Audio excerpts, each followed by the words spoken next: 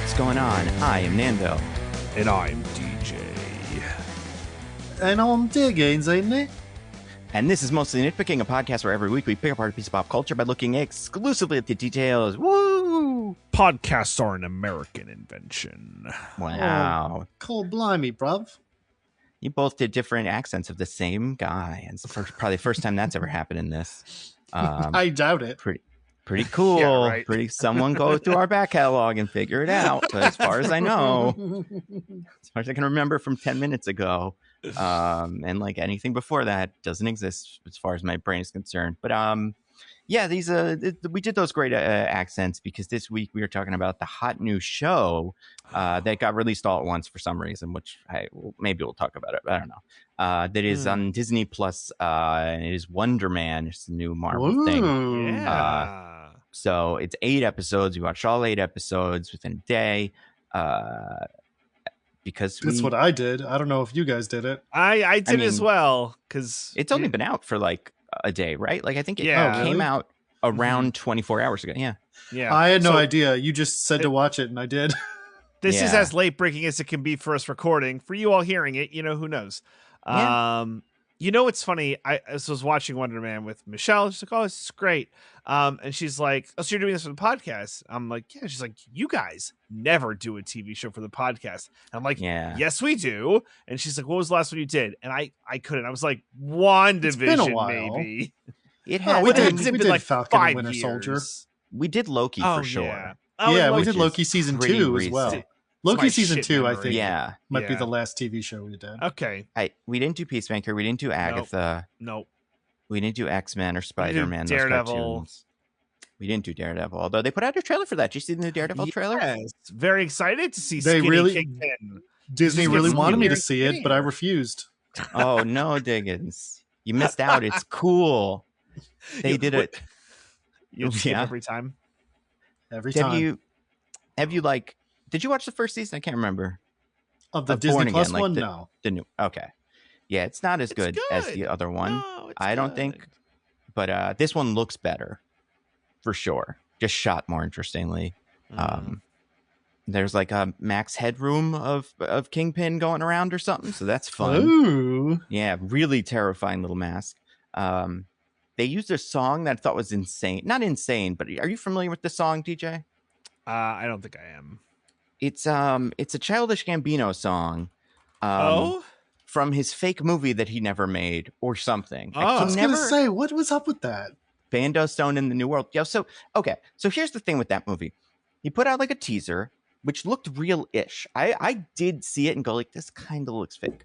And then he said, like, I remember he got a stroke, but also even without the stroke, it doesn't seem like this was going to be a real thing.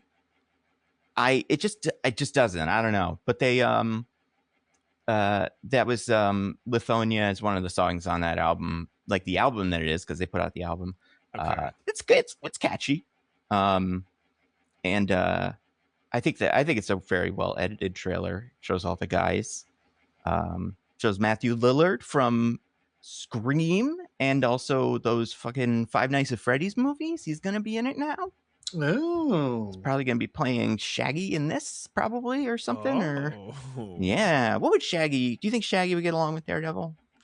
Oh. I don't know. What on earth would they even talk about? I mean, like mysteries and like ghosts and guys that are like pretending to be monsters. But like Shaggy's never like up on that. He's just around. I feel like Yeah. he's never even aware of what they're after. Right. He That's the just trouble with wants to him. Stay in the van. Yeah. I mean, I guess he would talk to, like, the thing that, besides Scooby, he just loves sandwiches, right? And like eating big Yes. food because he's always so high or whatever. So like maybe they'd talk about that. I feel like we don't see Daredevil eat a lot, but we've probably seen him eat at least once on camera. So I'm sure there's a website where we can find out exactly what the timestamps are for all the times he's eaten on camera, so that we can sexually, enjoy them or non-sexually. But yeah, I feel like the other thing that he's got is and I think like Shaggy has a wonderful sense of smell, right? He can frequently smell a sandwich from a mile away. Daredevil has wonderful Right. hearing. So like maybe they'd have something to Ooh, talk about okay. there. Yeah. But yeah, that's coming out soon, probably. Seems like it. Well, for Diggins, the thing that is kind of crazy about it is the plot point that ends the last season and that is very present in the trailers for this season is that Kingpin is mayor, and that happened in the beginning of the season, and he has created an extrajudicial task force that murders people and says they're super villains or says they're vigilantes when they're not, because he wants to, and like he hates vigilantes. But yeah, he's also turned the city into a police state, so that's pretty. He created the Mercy program? I mean, oh no. Well, Can any of these guys see the future? Oh,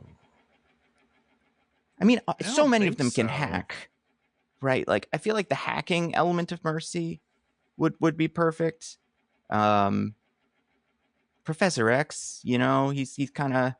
I feel like he's got like that omniscient Mercy sense. Well, you'd want somebody like Iron Man who can like connect to the computer and like knows everything about computer. Yes. So yeah, they started with the first movie was Mercy. And then obviously they have, Star-Lord is Mercy. So that's pretty cool. Soon everyone will be Mercy. Yeah. People like Mercy. I've heard a lot of people talking about it.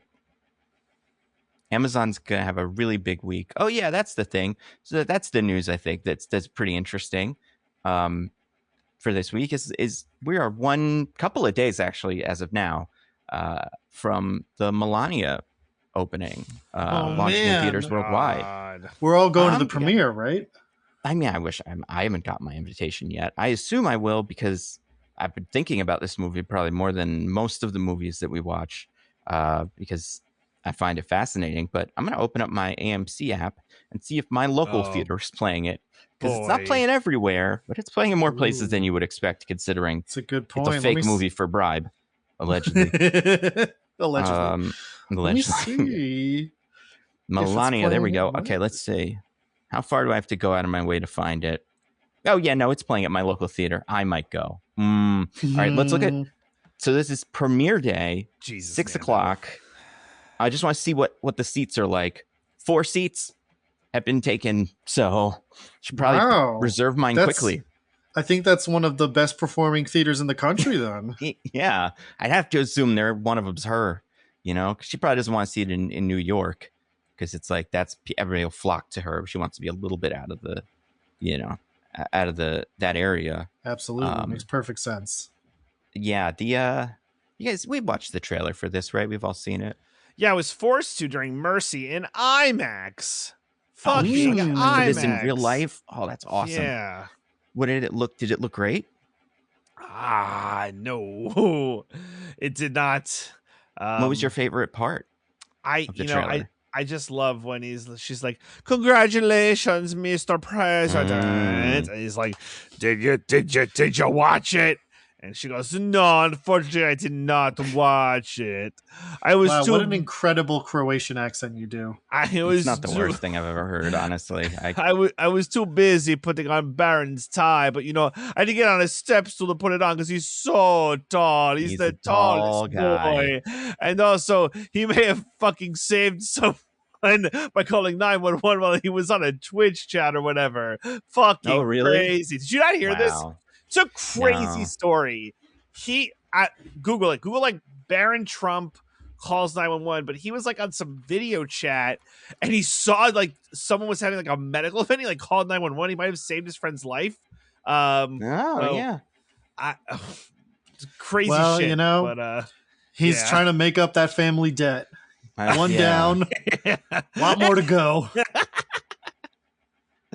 Listen, we know nothing about Baron. Baron might be a sweet kid, but that's isn't he already like super wrapped up in cryptocurrency and stuff like that? Like, that's never a great sign. I'm willing to believe that like that story was a fucking psyop, so it could like make him look good. I would not put anything past the Trumps, but anyway, yeah, that was my favorite part of. That was your favorite part. Trailer. Diggins, what was your favorite part of the Mercy trailer? Or not Mercy, excuse me, Melania. If only. Oh man, I know. So I have seen this trailer. and I'm certain I've seen this trailer. I promise you that has happened. Every single detail of it has fled my mind. My God, you guys aren't true Melania fans enough to know what's going on in every moment. Because I think it's one of those trailers where if you really pay attention, you got to piece together what's going to happen in the movie. Which is Donald Trump is going to get inaugurated or something. What? And then a week will pass. Yeah. I think that's when it starts. Amazing. My favorite parts are, I have a few. I love when she has her signature hat, picks it up. You have a close up of the hat. That's really fun. Like it's a Captain America shield or something. And we're like, oh, it's that. I love when there's cop cars and there's sirens to suggest that she is in danger because of the way they edit it, where she's like, am I going to be safe? And then you see cops and she's like, oh, what happens? And it's definitely nothing. But my favorite part is her first line, maybe not her first line, but one of her first lines, which is everybody wants to know, so I'm going to tell you, but we don't know what she's talking about. And I think that's awesome. Because there's so much I want to know. Maybe she's going to tell. What if this was like a tell-all thing where she's like, this is all the people he killed.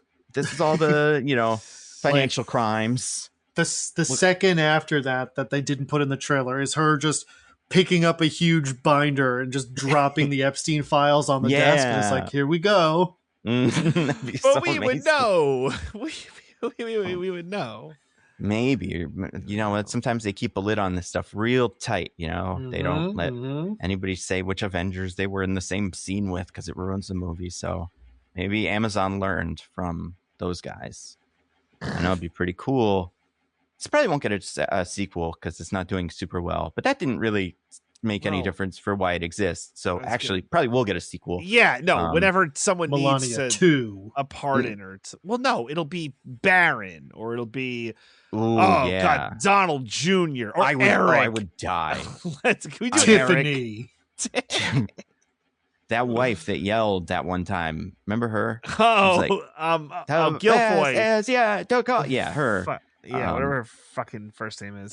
Maybe they'll make like a Donald Trump cinematic universe or something where it'd be like those 4 Beatles movies they're making at the same time, where we'll follow the different Trump family members during this same week and we'll be able to see it from all their perspectives. It's pretty cool.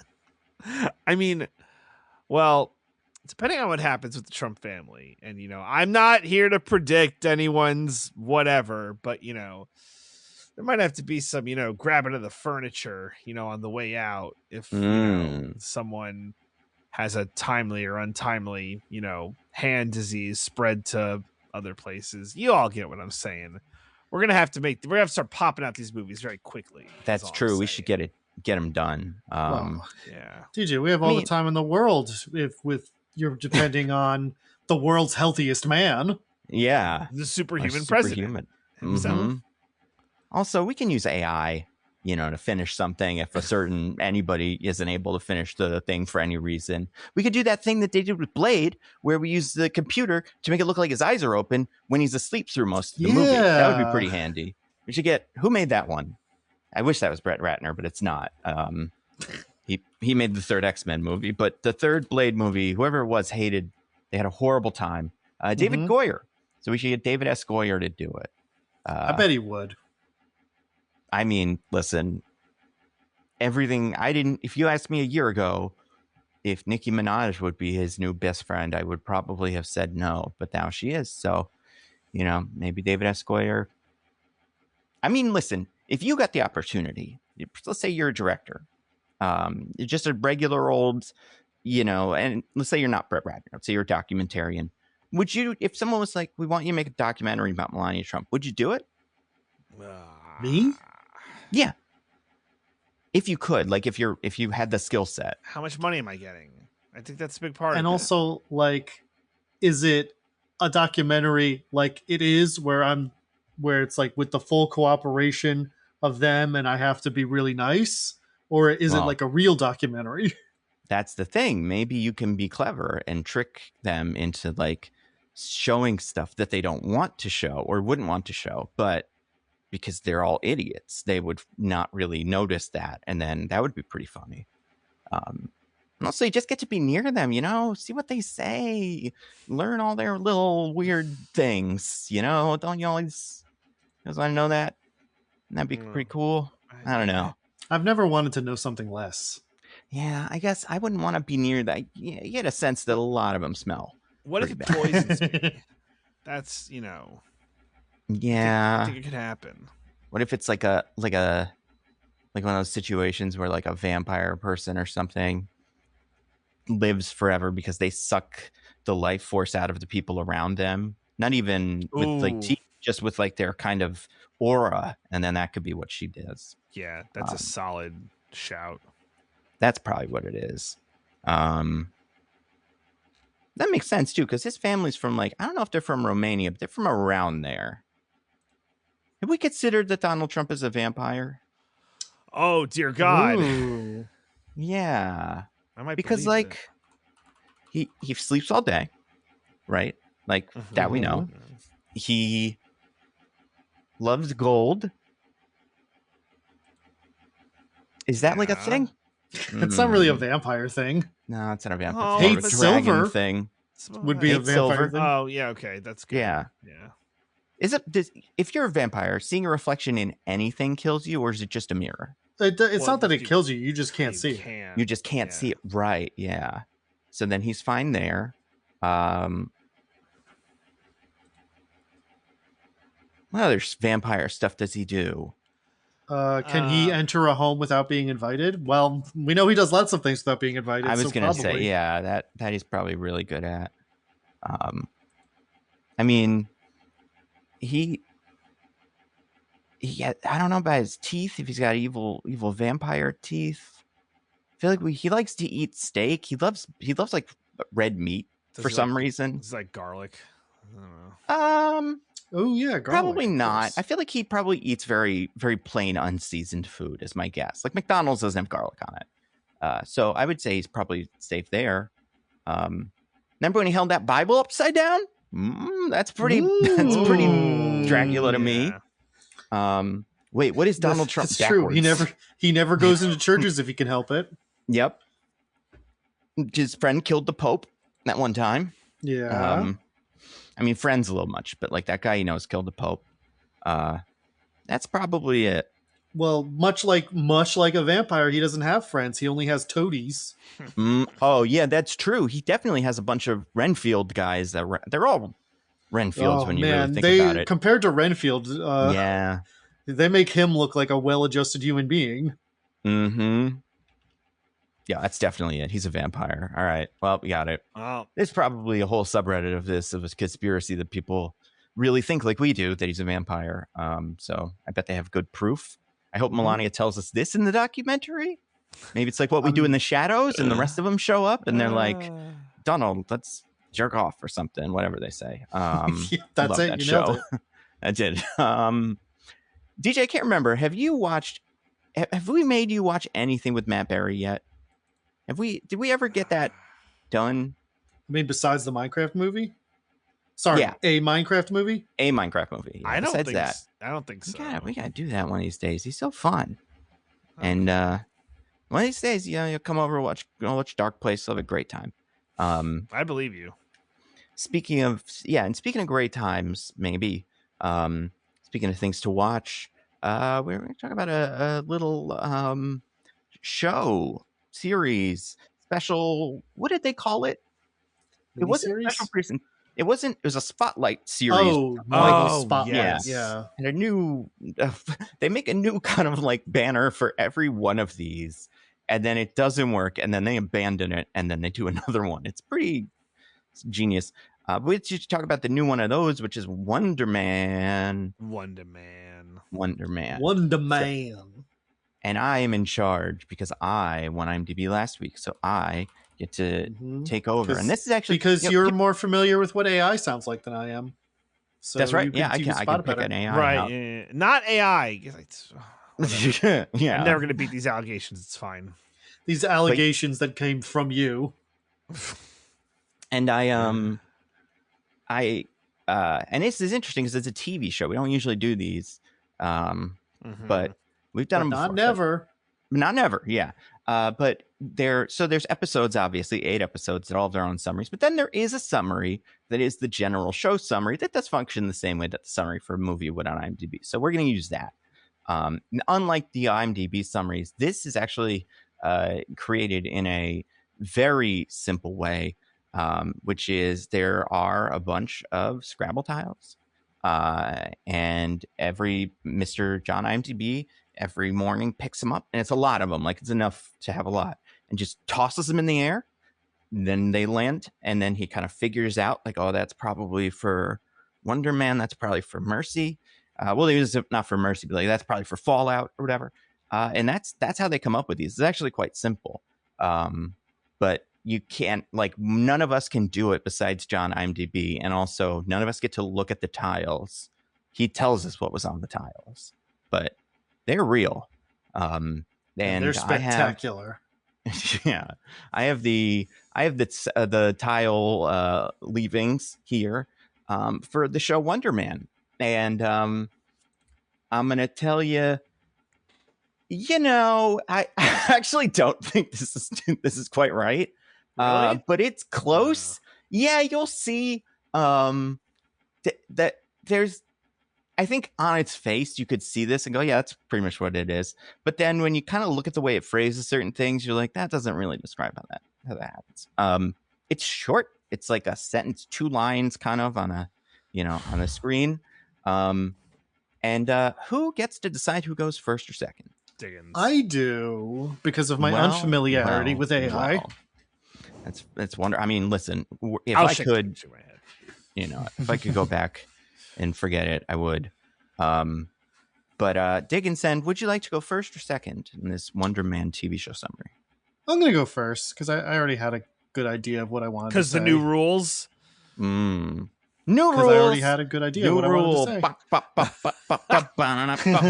New rule. Wonder Man. Yeah. Podcast hosts have to stop bitching about the rules of their dumb games. You host a podcast and do a game. Shut up about it. Just do your game and shut up, podcast host. Wow.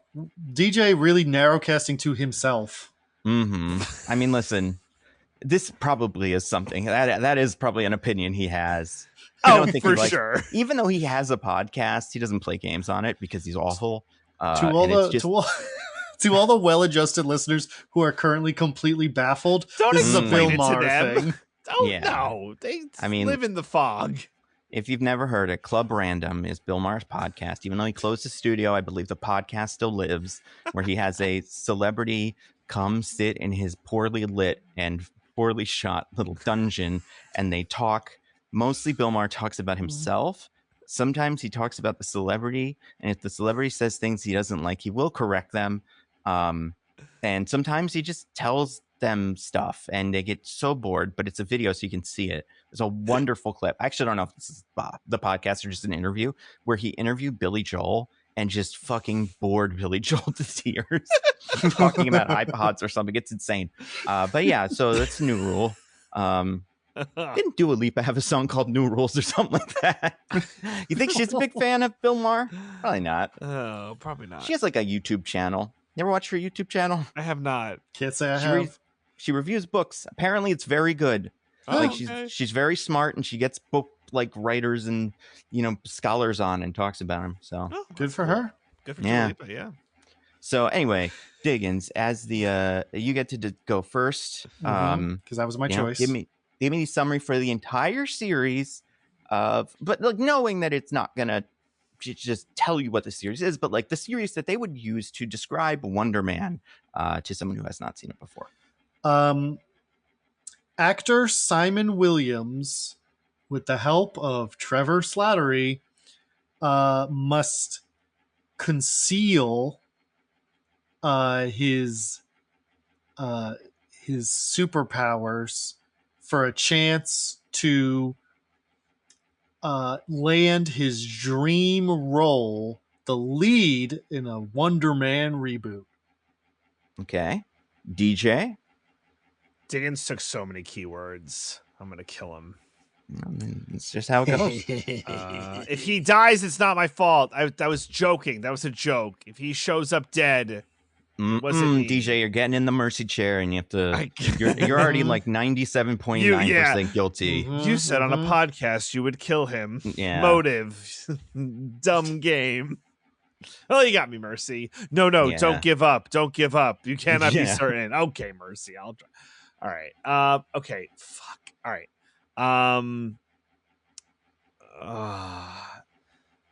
Simon is a struggling Hollywood actor. After circumstances place him, after circumstances give him the opportunity to land the biggest role of his career, Wonder Man, he works with a newfound friend to make sure his deepest secret does not come to light. Okay, perfect. Neither of you got it. Yay! And I don't think it's because you did a bad job. It's because the summary's bad. All you had was you usually mentioned superpowers. You usually mentioned Wonder Man. And you both started saying some version of Hollywood actor Simon Williams. That's all. Could you read the summary? I'm just so curious. Unless, of or course. is the game? Okay. No. The summary, it's bizarre. This is Hollywood actor Simon Williams is thrust into the world of superheroes as he gets powers of his own and becomes the new superhero Wonder Man. Yeah. What? Exactly. No. That's straight up wrong. No. The details are definitely not it. But Nando, did you mislead us so we would be wrong? Because I feel like No, this was, you were too like, generous. Get superpowers, right? Get superpowers of his own. That happens. Doesn't happen during the show, but unless you count flashbacks that kind of explain it.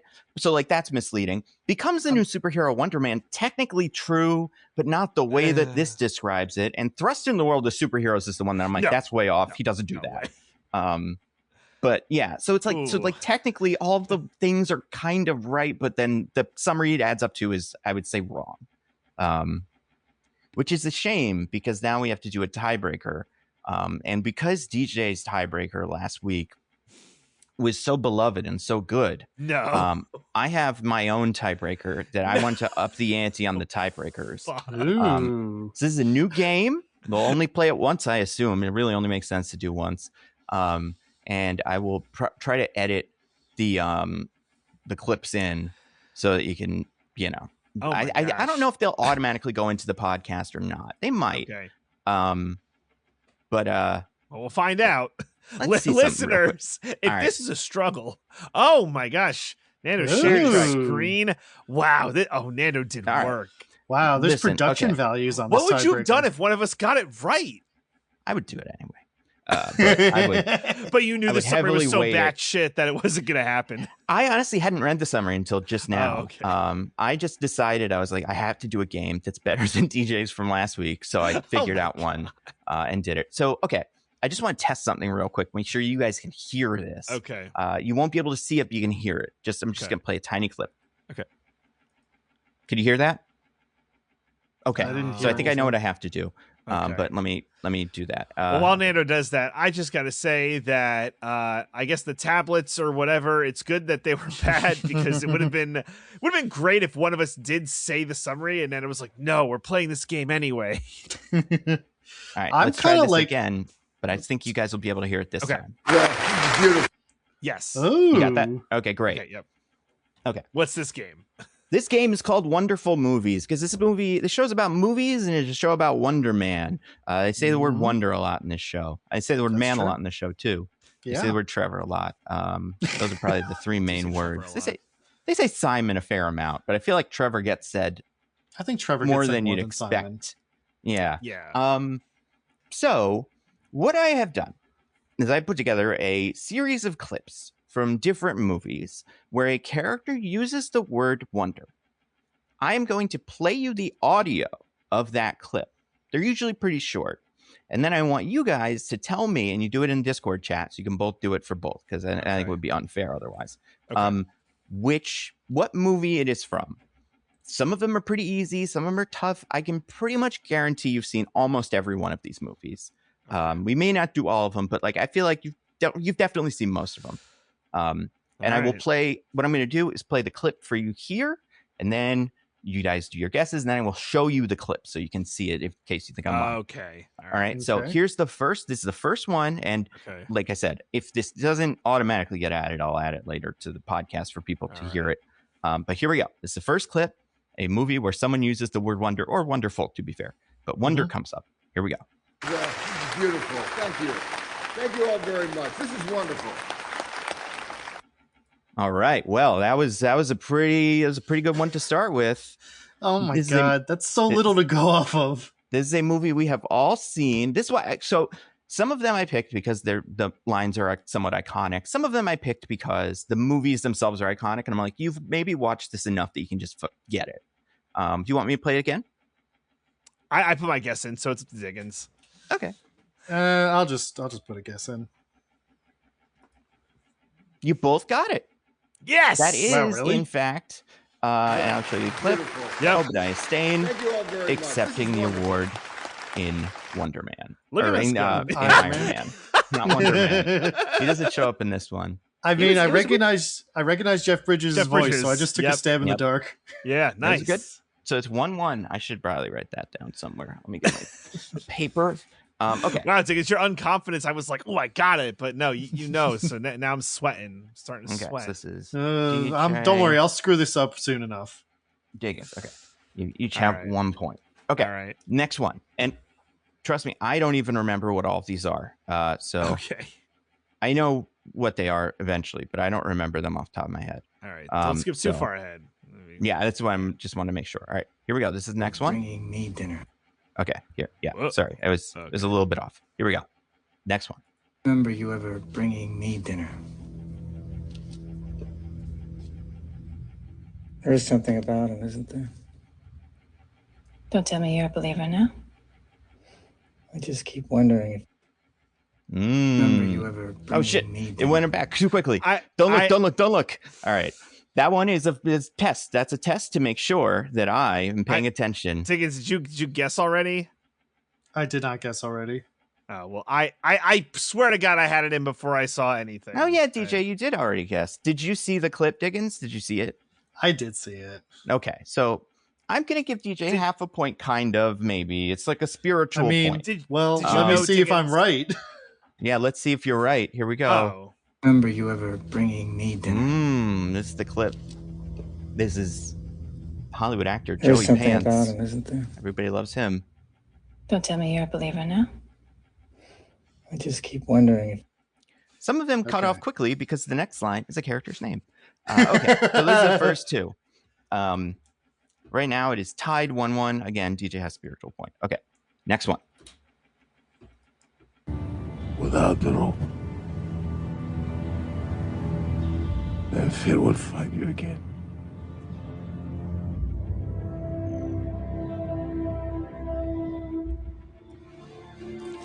Supplies for your journey. Oh, that's wonderful. That's Okay. What the? Fear will find you again. Surprise for your journey. That's wonderful. Gosh. Can you guys tell me what movie that is from? Oh man, Forgot I put this one in. uh, I have a guess from Diggins. this one's wrong. This is gonna go down the stinker. I have a guess from DJ. Let's see if you were right. Without the rope, Oh, son of a bitch! then fear will find you. Anger.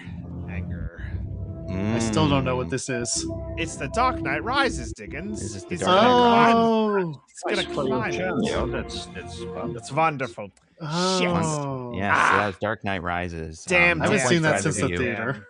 Yeah, DJ, you guessed Hunger Games, and Diggins, which one did you guess? I guessed Craven the Hunter. Craven the Hunter, But- right? As soon as I saw that fucking guy, I knew it. I'm like, no! Mhm. Damn it!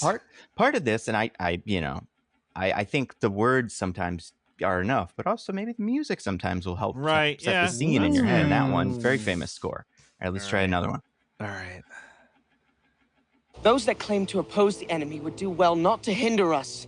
The enemy.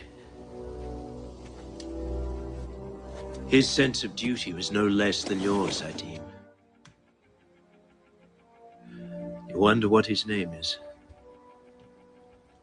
Where he came from. If he was really evil at heart. It's a good one. A good clip. Let's see. We got DJ's answer in. Oh my god. It's so familiar, but I cannot think of it. I mean, take a guess, you know. Like I said, these are all movies I can almost guarantee we've all seen. There's one or two in here that I'm like, we were a little young for this, but I still think we've probably seen. I want to know if AI helped Nando find these. You know? No, there's a website. It just has them all. Really? You search quotes from movies. Yeah. I guess they just put all the screenplays in a movie and it tells you it's great. Yeah. It'll be AI soon. I mean, AI may have been used to create it, but it seems like it's been around for longer than AI because the website is pretty, like, not super well maintained. Like, it's good. Don't get me wrong. I love this website now. But, yeah. Oh my god, my brain is completely blanking. Like a current website. You're okay, Diggins. Diggins, I'm gonna have to ask you to send me the name of a movie. Trust me, there's enough of these, as you could see from the little timer bar at the bottom. The 9 minutes is scaring me. Yeah. This is definitely wrong, but it's just a movie that came to my mind because I cannot think of it. Let's see who's right. Let's see if one of you is right. Those that claim to oppose the enemy would do well not to hinder us. See, I'm not sure if I got the right one.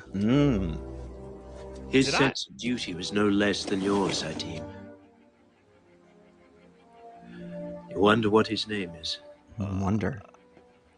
Where he came from. If he was really evil at heart. I can say which one of the three this is now.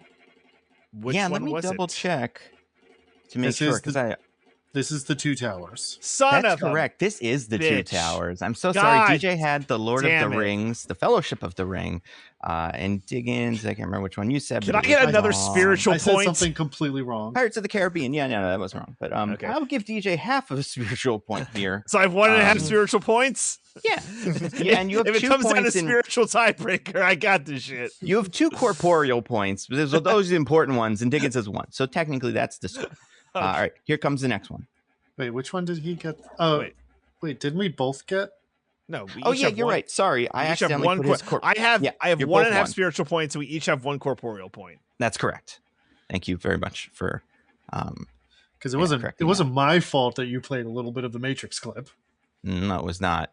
All right, here we go. Next one. I knew a man who once said death smiles at us all. All a man can do is smile back. I wonder, did your friend smile at his own death? You must know. Interesting. Probably wrong, but I gotta go smiling for it. At his own death. Wow. All right, DJ's answer is in. God, every time I open up DJ's chat, I have to see sexy avatar guy from when we sent pictures of them to him. It's gonna get bumped. It's gonna get bumped. Just I don't know. I'll repost it to myself just so that I get it'll be at the bottom of this now. Diggins, any guesses? Boom. I know what I wanted it to be, but I was wrong. I knew that was wrong, unless it was right. So I have your guesses, and let's play the clip.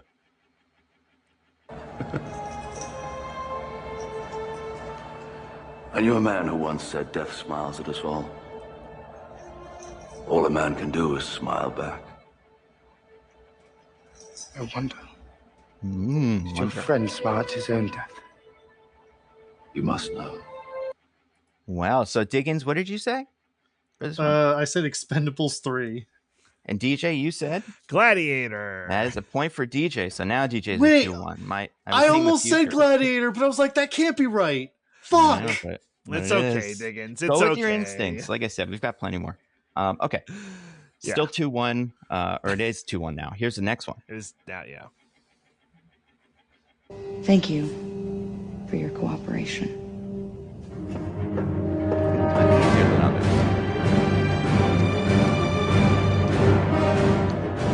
What are you doing, Mr. Stark? Kind of been wondering the same thing about you.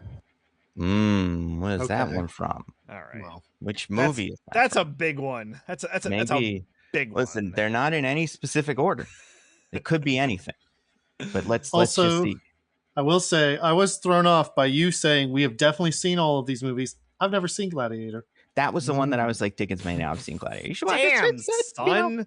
That's the thing, though. It was like one of the highest grossing movies that year and it won all the Oscars. So I'm like shocked. the Yeah, man. odds that a random person has seen Gladiator are pretty high. But It's been on TNT also for decades. it's a Russell Crowe movie, so I think that Yeah. alone makes it watchable. I You'd be wanted surprised. to say Pope's Exorcist when I first heard him. I'm like, I did recognize Russell Crowe's voice. I was like, You would be surprised how many friends of the pod or like pod adjacent characters show up in these. Obviously, Joey Pants, which we'll get to, well, and then we had him. I don't remember if there's more, but I think there might be. All right, here we go. Next one. But well, you never said if we were right on this one. Wait. Oh yeah, right. You get to watch it. Your cooperation. The clip from the movie The Avengers, Marvel's The Avengers, Avengers Assemble if you're overseas. This is a. Did Diggins get it wrong? Kind of. No, I got it. I said Avengers. Good. So you both said Avengers. You're right. So you both get a point. Diggins, you are 2. DJ, you are 1. Or DJ, you are 3. I have One 3. more. Yeah. 3. As much as I would love that to be spiritual true. To 2. All right. Next, here we go. This next one. Wonderful girl. I'm gonna kill her. I'm beginning to like her. What could this be? What could I have had to cut out of that clip to I was make gonna it say, even harder to tell what it is? Because it's a little bit easy. You'll never believe it. All right. Well, I have DJs. I have Diggins's. Nando's throwing some softballs, play bro. the Wonderful girl. I'm gonna kill her. I'm beginning to like her. Very good, you guys. Very good. There was a Wookiee scream right before that. So you both got that correct. 3 to 4. Wow. So the DJ. lasers didn't give it away, but the Wookiee scream would have. You know, lasers are a lot of movies have lasers these days. You know, Wonder Man had a laser probably or something. I don't know. Wonderful girl. Wonderful girl. All right, here we go. Next one. Don't touch me with those little rat claws again. Get the fuck back in formation. Just wondering where you're from.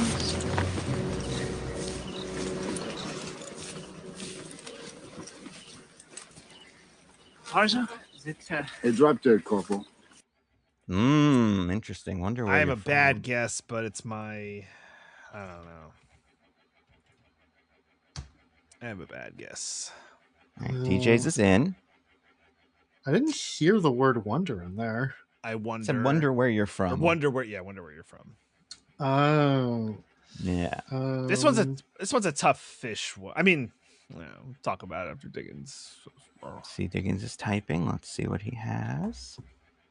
Diggins and DJ both said the same thing. Let's play the clip and see if it is that. Don't touch me with those little rat claws again. Get the fuck back in formation. Look who it is. It's Jimmy from Joey. Yeah. Another friend of the pod. Which I clocked immediately. Yeah, no, that's how I got it. Well, I kind of thought Vin Diesel voice might do it, but it's a short line he has. Hey, drop dead, Corporal. That man has a voice. So both you got that right. DJ, you are now at 5. Diggins at 4. I'd say we're about halfway through. So here we go. Next Saving one. Private Ryan, by the way. In case. It was Saving Private Ryan. Excuse me. Yeah, both of you guys, you knew that. Okay, here we go. This beautiful place. But I knew so little then. It is a land of magic and wonder, worth cherishing in every way. Interesting. What is It's that like from? right there. God What damn movie? it. What movie is that clip from? Diggins knows it. I could tell by his. I did get Diggins' answer already. This is one of the first ones Diggins has given me before DJ. So, I don't want to say anything about why I got it so fast before hold DJ on to it, answers. you know, if assuming it's correct, you know, but maybe. Yeah, I could be just wrong. Maybe I'm often wrong. Yeah. Shit. I'm like. DJ, I'm sorry. I have to ask. Could you please Give an give me an answer. answer? All right. I'm wrong. But whatever. I'm just gonna be wrong. Okay, so you both gave me different answers here. One of you is correct. Diggins Let's has definitely see got it. which one it is. This beautiful place. Not incredibly like But I helpful knew clip, so but little then.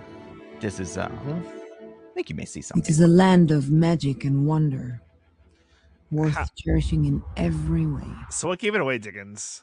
How could you not recognize that accent? Yeah, Gal Gadot is the introduction to Wonder Woman. I also kind of thought maybe you'd both expect that would show up eventually. How would I not have the word wonder in it? As soon as I heard the accent, I was like, oh, duh, obviously. It was like scraping on the edge of my mind, but yeah, all right. I mean, when I listened to it for the first time, I couldn't remember that was in the movie. So that part of it isn't incredibly helpful. But yeah, frankly, her pronunciation of the word "wander" was really Wonder Woman. Really nailed it for me. I was like, oh right, duh, that's Gal Gadot. Oh shit, we're back she's just to incredible. Tied. So it's tied 5-5. Ooh, like I said, we got a few left, so this could go either way. Oh man, Here's whoever the next one. Go. This may seem a little forward, but I was kind of wondering if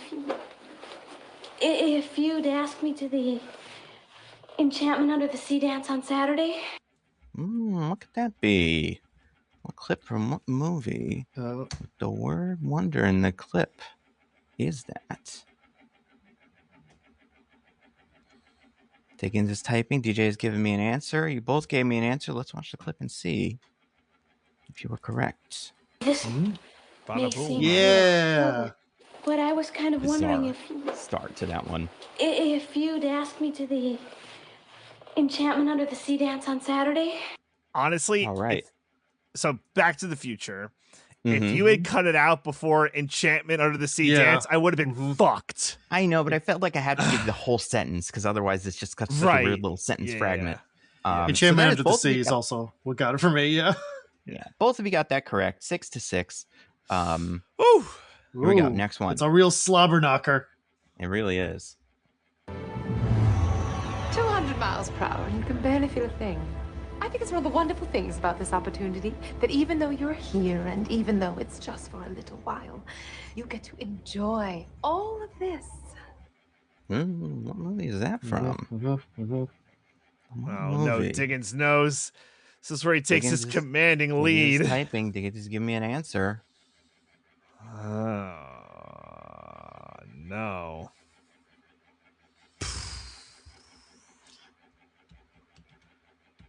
This is another recognizing the voice, although it's not an obvious accent this time. Yeah. DJ's typing. No, it's wrong, so we'll just keep going. I love it. Okay, so this is what I was kind of hoping would happen eventually. DJ, you should have gone with your gut. Not your gut from this one, but your gut from two other questions. No. Because this is the clip that it is of with the movie. 200 miles per hour. This Fuck. is the Hunger What did you Games. say? What did you say, DJ? That even though you're here, I said like Fantastic Four, but I said Hunger Games like 2 clips ago. All of this. Yeah, Hunger Games was DJ's kind of stock answer here. So I hope. Oh, you that wouldn't get hurts. that. Well, It's now gonna be we fun. both have one of those where I thought Gladiator and then didn't say it. That's true. So yeah, now it's got Diggins. You have 7 points. DJ, you have 6. I still have a 1.5 spiritual point, which You do have we'll see if 1.5 it comes spiritual up. points. Yeah. We'll see if it comes up. We'll see. Yeah. Next up, here we go.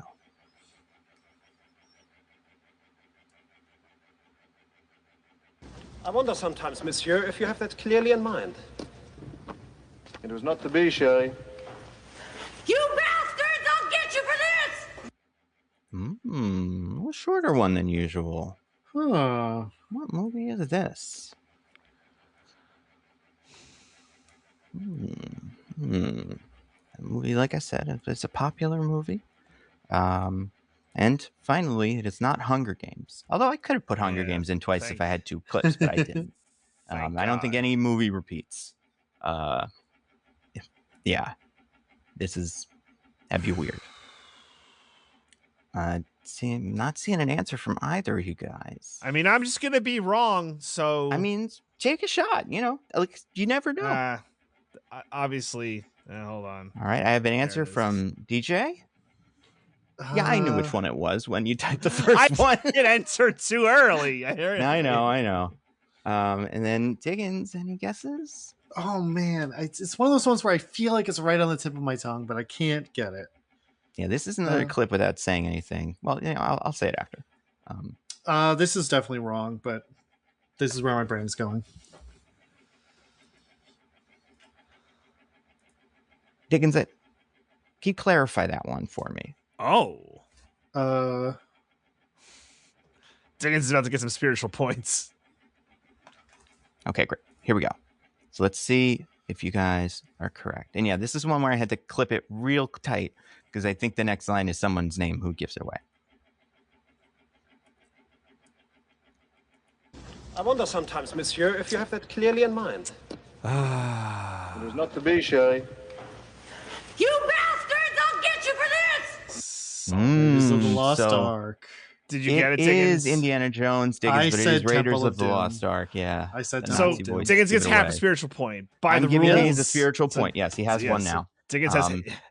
DJ, your guess was Schindler's, and then I had to wait because I was like, "Which movie is that?" And then you finished. Like, Schindler's it's like a World War List, II movie. I don't know. I mean, it's not a bad guess. The Nazi voices are, Yeah, that's like something. these You got Nazis. Nazi out of it, so that's helpful. These Nazis. All right, here's the next one.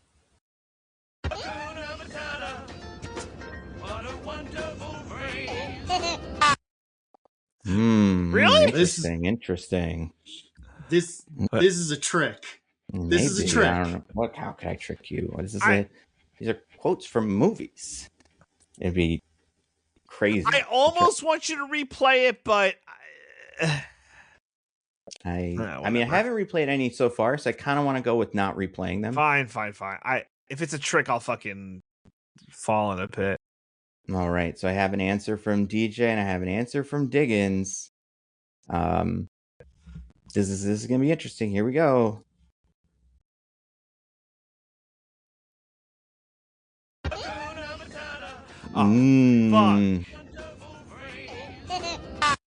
Yes, the baby's voice should have given it away. That this is a clip, in fact, from Did Toy Diggins Story. get it? Diggins did get it. Yeah, Diggins said Toy Story. You said Lion King. I'll give you even another spiritual point because technically that is the sound of Lion King, but it is. I don't want a because of the spiritual point on baby. that one. All right, fine. I No want my spiritual point. 1.5 spiritual points I earned properly. I don't want any pity spiritual points. So what is All right, it? so it's currently 8-6? Oh God, I'm gonna lose. DJ, you should probably start getting these. That's all I'm saying. Probably.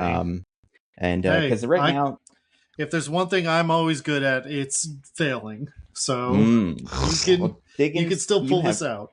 You have 8. DJ has 6. All right, here we go. DJ has 1.5 spiritual points, and I have Diggins has 1/2 one. spiritual point. 1/2 spiritual point. Yes. You have 1/2 spiritual point. That's correct. Yes. Next one.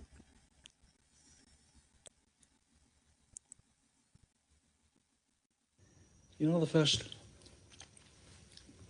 attraction I ever built when I came down from Scotland? It's a flea circus, Petticoat Lane. Really quite wonderful.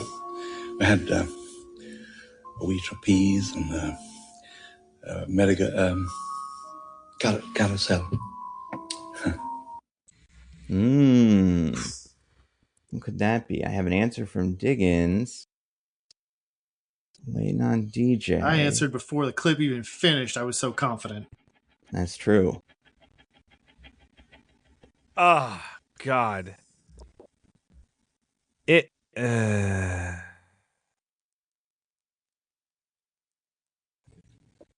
All right. I'm gonna. All right.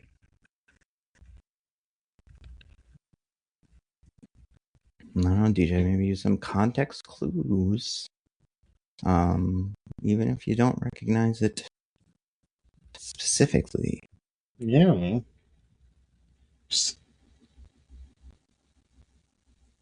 I got an answer from Diggins and I got an answer from DJ. DJ's doing little threats now. Well, let's see. Maybe he's right. Maybe he's right. Let's see it. Let's flip and see. Here we go. You know the first Yeah. Son of a bitch. Attraction I ever Jurassic built Park. when I came down from Scotland. Jurassic Park, baby. This is not good. Flea circus. This is. Petticoat Lane. Oh no. What did you say, DJ? I'm not gonna say. I'm not gonna say. Nando, what did DJ say? Listen, DJ. If you wanted to keep it secret, I'll give you half a spiritual point if you reveal it to the world. I said, Dumbo, Colin Firth, 6 question marks. Please help. I don't want to have to call ICE on you. So Dumbo, Colin Firth. Colin Firth is not in Dumbo. Colin Farrell is in Dumbo. Also, Colin Farrell is from Ireland. But I'm sure you could play Scottish if you needed to. I get it. You thought circus movie with circus, sure. I was so stuck. Oh my man, this is bad. Well, I just deserve to lose. I don't even think I can win mathematically. One coming up, so I don't know if you can close this gap. Because DJ currently have 6 with Diggins has 2 9 spiritual points, and then Diggins, you have 9 with 1 spiritual point. So here we half go. Spiritual point. Last one just half a half. Point, right? Just a half. Here we go. 3, 2, 1. 8030, Roger. Possible crank call. Check the area again and confirm.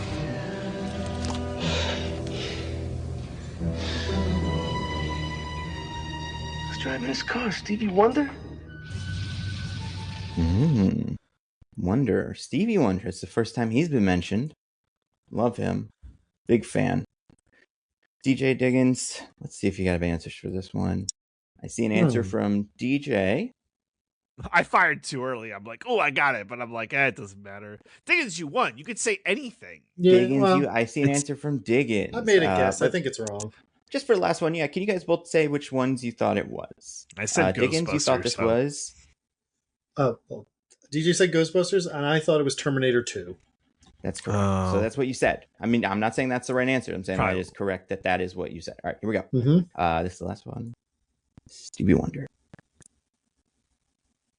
8030, Roger. Possible crank call. Check the area. Shit.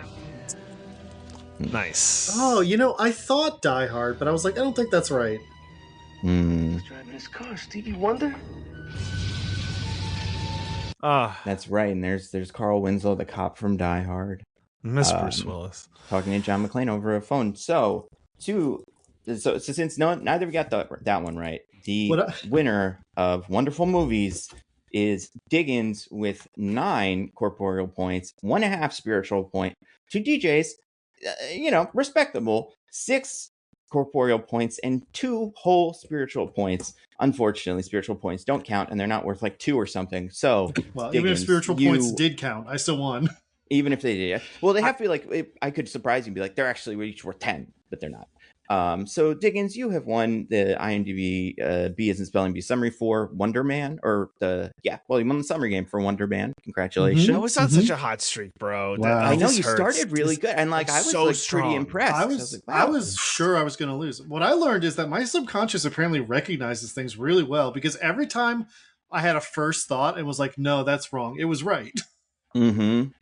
And you gotta go with your gut. I'll tell you, they people say this a lot. I kind of almost wanted to include, I know it's sort of been cheating, a clip from Arrested Development, because that movie says it, or that show says it the most, but it's in fact not a movie, because there's a character. You guys know what I'm talking about? You watch Arrested Development?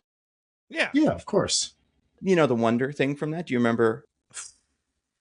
Kinda. Oh wow, this is a big Arrested Development gag. Is that Job's magician rival is Ben Stiller, a character named Tony Wonder. Tony Wonder. Who waits until people say the word wonder and jumps out and surprises them with the trick. So right. Yeah, I thought about it, but it was too hard. So Diggins, congratulations. As the winner of the IMDb Beast and Spelling Bee, you get to tell us what you thought of Wonder Man. Oh man, I wonder what I thought of Wonder Man. I thought Wonder Man was good.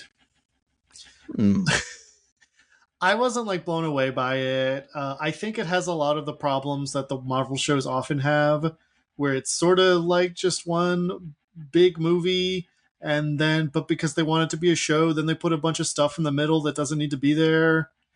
There's a central conflict in the show that the show is about, and then that doesn't happen till episode 7. And then episode 8 is just like the denouement where he puts on the costume for the first time, and like, you know, it's like, it feels like we just spent a lot of time just spinning our wheels, setting things up, and then finally at the end did the thing the show was getting at. Which I don't love. But that being said, I think the thing the show was doing was pretty good. I think the relationship between Yahya Abdul-Mateen as Simon and Ben Kingsley as Trevor was pretty well realized.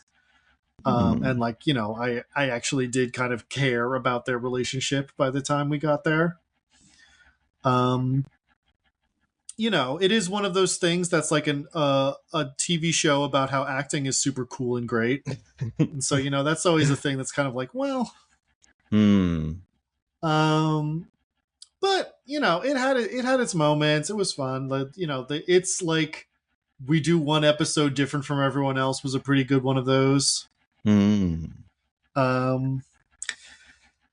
I thought, as far as these Marvel TV she's go, yeah, pronouns. More Diggins. like That's very woke. Yeah. Oof. More like MCU. Am I right? Shang-Chi wasn't in this. He should have been, because he lives on the West Coast. Would have been perfect. He would have had, and maybe we'll get to it in the wheel, some things to say about the events of this show. Yeah, he maybe could have cleared things up for some people. Yeah, I'd love to see his reactions. But yeah, no, Shang-Chi was not in this. So Diggins, are you saying this was not Marvel's Andor, as it is being called by some people online? God, no, obviously not. That's a fucking claim. It is extremely, Andor, when you really get down to it. It is extremely in line with Marvel's TV shows, but I think as far as those go, it's on the higher end of it, at least. Like, I did enjoy Andor. this. You like both of them the same. You think it was just as good. Every comedic fiber in my being wants to play along with the bit, but I simply cannot allow it. Wow. Well, that we'll get to more thoughts, but DJ, you're next as the IMDb loser. What did you think of Wonder Man, the show? I love this show so much. I was looking at like what the last Marvel TV show I watched, because I've kind of been out on them. It was Daredevil, which I know is fairly recent, but like I skipped Ironheart, I skipped Echo. I don't know if like Marvel Zombies count, but I didn't watch Marvel Zombies. Skipped Agatha, or did you watch Agatha? I know I skipped Agatha too. So yeah, and were there any other shows with women that you skipped? I can't remember if there were any other Marvel shows led by women, but they got a boy in there, and you said that is for me. That is crazy. That's holy shit.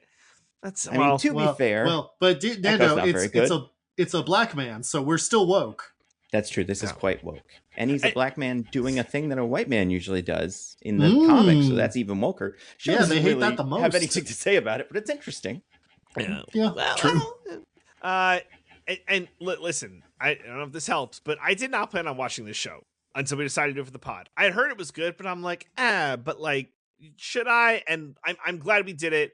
And I hope someone would have convinced me to watch it if I didn't, but I would tell you, the listener, you should watch this show.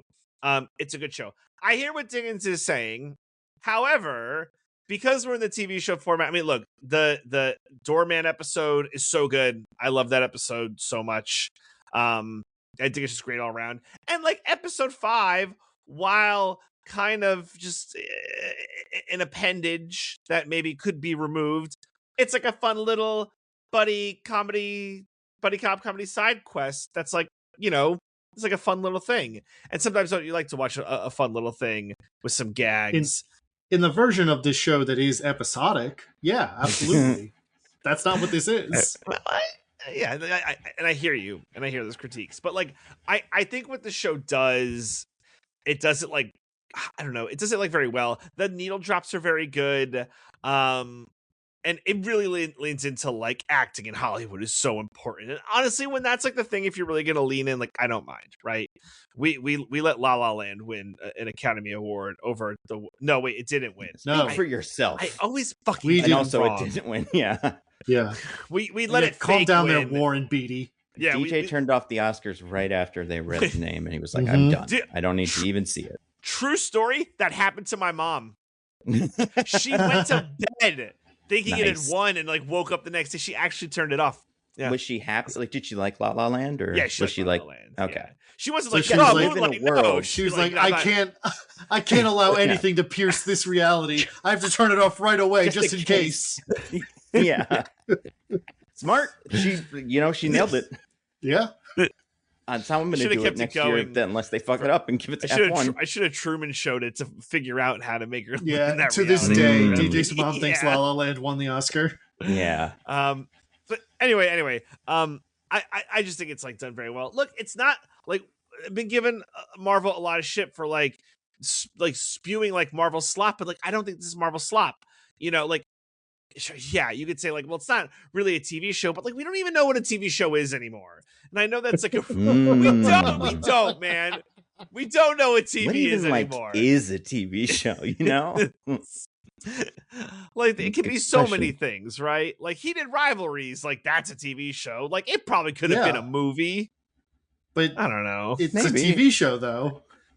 Yeah, I haven't watched it. I don't know. I have to ask Michelle how episodic it is, or if it's just like dudes making out. I don't know.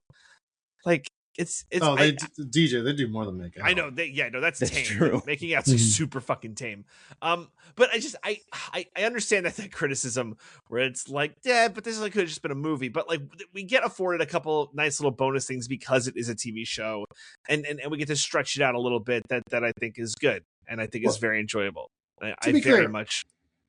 The criticism isn't this should have been a movie. The criticism is you should have written this like a TV show instead of writing it like a movie. I understand. But listen, this isn't Secret Invasion, which was just bad. This is Wonder Man, which was great. I said it was good and that I liked it. Did you watch Secret Invasion, DJ? Yes. So you didn't watch any of the good Didn't- ones we just named. You didn't watch Agatha. You didn't watch the zombie one. Didn't we do Secret Invasion for the pod? No. Oh, we might have. I've never seen it. Then why on earth did I watch it? Was it Wanted Self-flagellation. to see all that. But there was a while where it seemed like it might be Marvel's Andor. I mean, not like when the reviews were out, but when it was like political drama. Did we think about doing it for the pod? But then it doesn't matter. I think we thought about it, but we never did. Fair enough. I love this show. It's great. You should all watch it.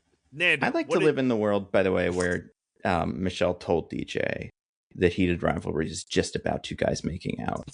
And every time he comes into the room, he's like, "What's going on?" And she pauses it really quick. They're making out again. You don't want to see this. I don't think DJ would care that much, but I do think that the idea of that is funny to me. A wife doing that to a husband. Yeah. Because we've all been there, right?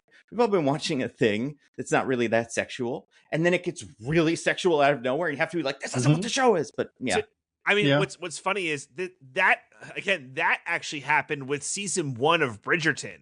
I had come back from somewhere and she was watching and she's like, it's not porn. Like very explicitly. Yeah. So I mean, my reaction in that case would be like, I don't care if you're watching porn. That would be fine. I mean, I think I would be like, this is porn though, because the SNL sketch with Rejections Page, he says this is porn on Netflix now. Yeah. But you know, that would have been porn. after that show came out, so you wouldn't have that. All I'm saying is I understand the visceral reaction of this isn't what it looks like. You know, I get it, right? No shame to anything that anyone enjoys. Anyway, Nando, what did you think of Wonder Man?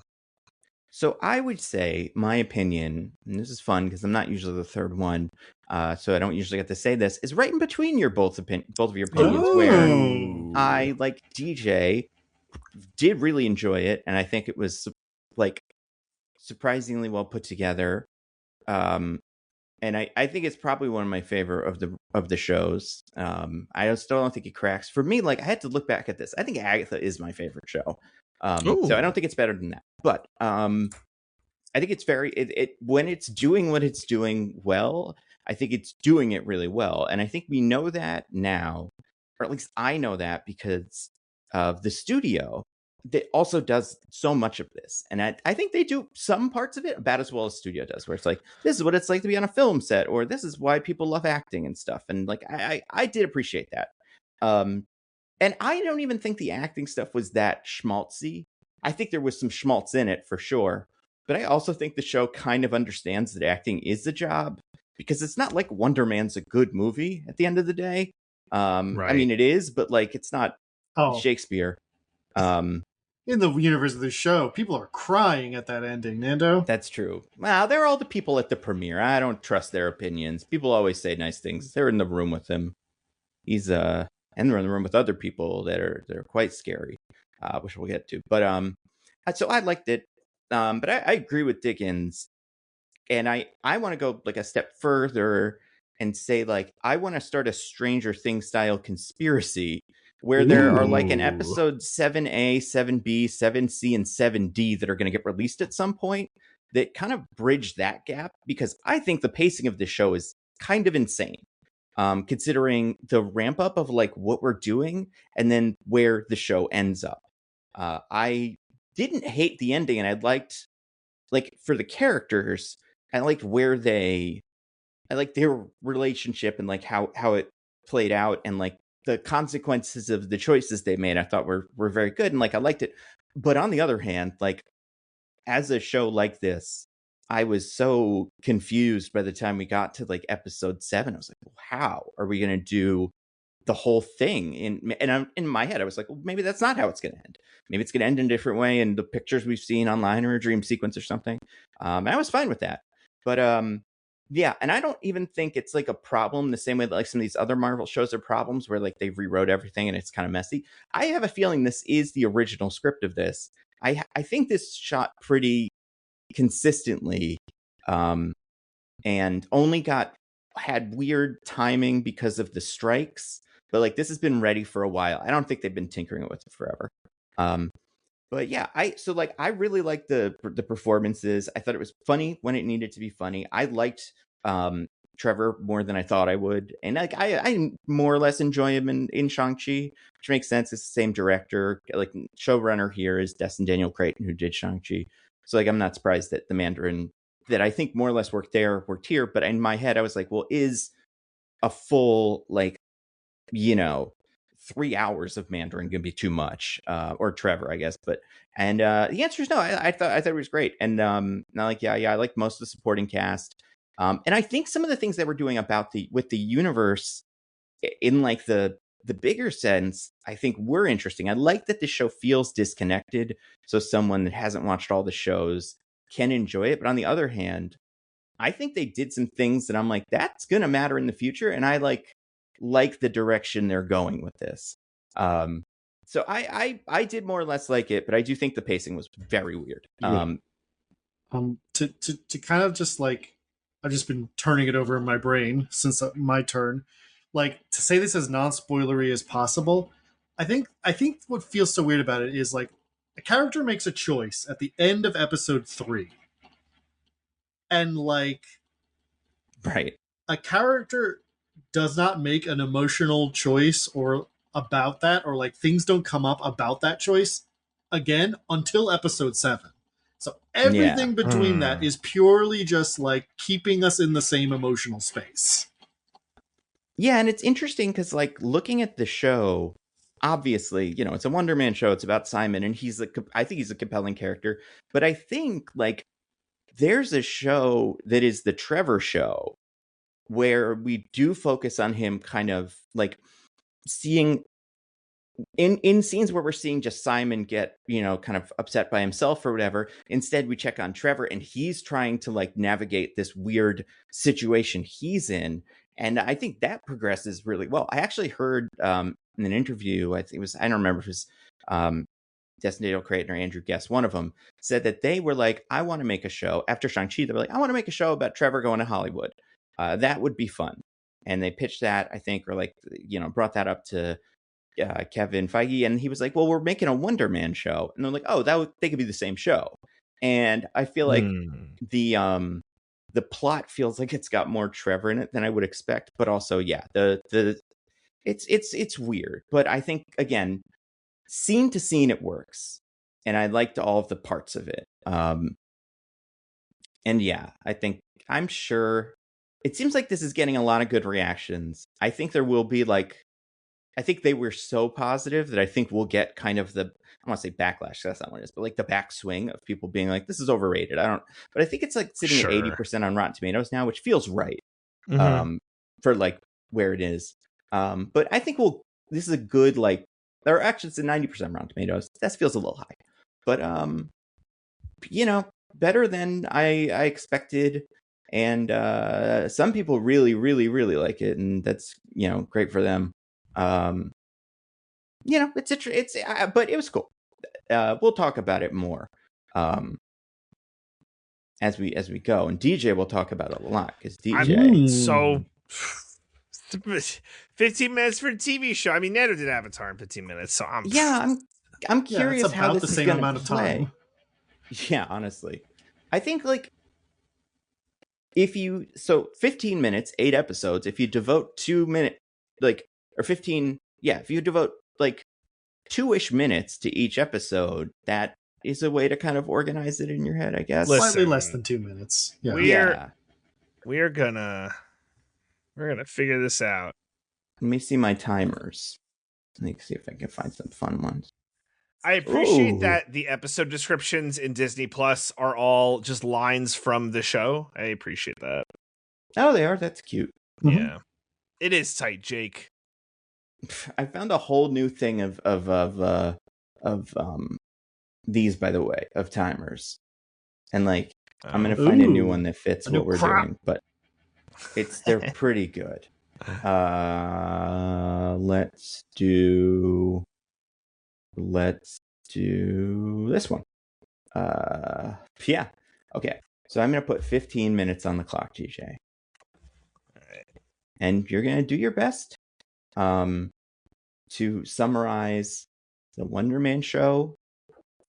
There's full spoilers for people, so they shouldn't. And I think it's like pretty digestible of a show. So like people can watch it. I know, right? I just saw the timer. It's very appropriate. A lot of my options. God. But yeah, so I think there's like this is a watchable show, and I think people should like maybe check out the first episode or whatever. I don't think what we're going to talk about spoils that much because I think a lot of the show is in the trailer. More than I expected. It's true. But yeah, so 15 minutes, DJ. Just to tell the listener, because this is an audio medium, the timer is a long fuse on a bundle of dynamite. Can't wait. And the end of the fuse is so fiery and sparkly. Just a big ball of fire at the end of that fuse. Big old angel fire gif of a fire explosion or something like. Yeah. So DJ, you can start whenever you're ready. Yes, this is a show about a man, an actor who's in Hollywood, trying to find different work and like break into the business. Having troubles with his sibling. Struggles with his sibling, and a weird like kind of relationship with his agent, and like feels kind of lost in some ways. Like isn't sure how to navigate through life. It's like an action hero kind of guy too. Like I like that about him. Yeah, probably had friends in his past that he doesn't really talk about anymore. Well, I mean, maybe we'll get to it, but not as many as you would expect. He's got at least one friends. At least. I put allusions to, right? So you know what that reminds me of? What? It's Wonder Man. Reminds me of Wonder Man. Like the comic makes sense. Yeah, he does have friends in the comics. He's the comics are very different, really. Yeah, it's kind of the opposite of this, and maybe we'll talk about it later. But it's about a guy who is publicly a superhero, going to be an actor, and like this is a fun play on that. Right. Yeah. So, but it just reminds me of like Wonder Man and Wonder Man the show. So a lot of those themes go together. So with that being said, I'm gonna summarize Wonder Man. Okay. Here we go. Very clear. Okay. All right. Let's go. 3, 2, 1, begin. Okay, so we have Simon. He is an actor, and well, to put it, he's kind of a dick. So one of the first things, establishing things we get about him, he has a bit part as a professor on American Horror Story. Great shout out Disney using your own property. We love that. And he keeps it won't be the last time. Yeah. And he keeps like, oh, can we like rewrite the script? And not like rewrite the script, but like maybe do this line or do it this way. Like giving like way too much input for someone who is like just doing a bit part. And then it just gets to the point where like I guess a producer or someone's like, oh yeah, the showrunner called, we like wrote off your part, so you're done with this. And this is kind of the story of Simon, where he just seems to be a bit abrasive. So, you know, he's like talking to his agent and he's like trying to find the right part. And what he learns that there is an audition for Wonder Man, and it's a remake of Wonder Man being done by this like famous Oscar-winning director, Diggins. What did I miss? Because how does he learn that? Nothing. I was just surprised at what's happening. In oh, the show. Sorry. Oh, he learns. How does? Oh, right. He learns that. Oh God, right. So sorry. He goes into a movie theater where he sees the Mandarin, and he's like, oh yes, I'm auditioning for the part of Wonder Man. And he's like, Wonder Man, that's a thing that I want to do. Because when he was a kid, he saw Wonder Man with his dad, and it meant a lot to him. And then we later learned that like his dad was like very encouraging. It's like, you're really good at acting. Like, you know, you should pursue it because you're so good at it. Like, you'll be on the screen one day. And so like Wonder Man is so special to him. And so he calls his agent, and he's like, you got to get me on like the Wonder Man thing. And she's like, you're out of your mind. You're not doing Wonder Man. Get out of here. But luckily he's in her office, and she leaves, and she left her laptop open without logging out. Just perfect stuff. So she gets the details, calls like a casting foolishly, she trusts him. Yeah, right. Yeah. So then I guess he calls like a casting person pretending to be his agent and being like, you got to get my guy on this. He was born to do this. And she's like, okay, I guess. And then he gets into the audition of Wonder Man, and where he has to sign the doorman clause, which is a waiver, which is that you can't have superpowers and be an actor. We'll get to that later.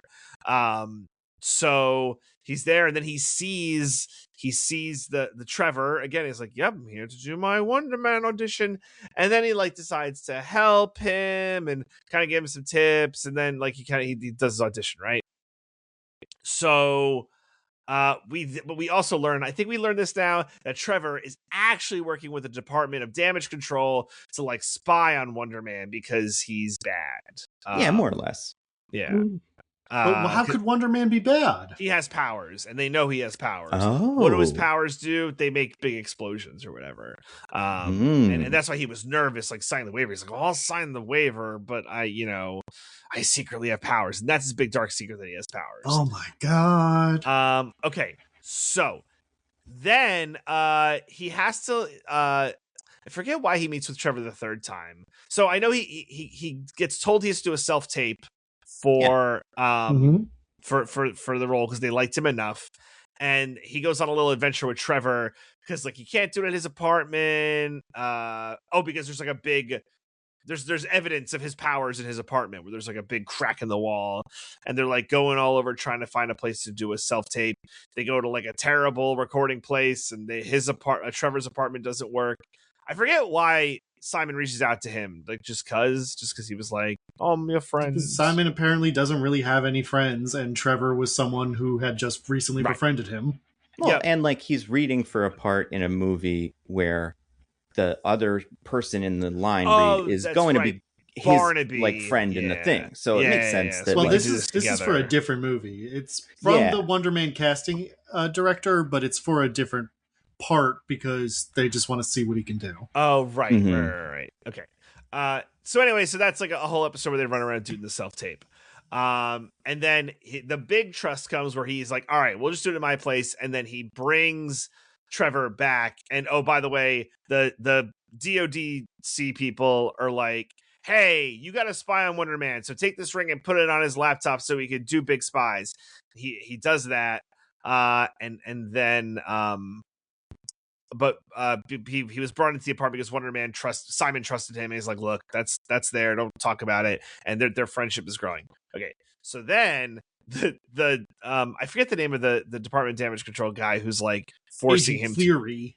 Yeah, sure. You don't remember that great Spider-Man and Ms. Marvel character? Oh yeah. Well, DJ didn't watch Miss Marvel because Yeah, Right. Did you watch Miss Marvel, DJ? I did. I watched Miss Marvel. Oh, okay. Represent Jersey. I had to do that one. That's true. I think we did do Ms. Marvel on this podcast. It's Oh, possible. that would probably be a good podcast show.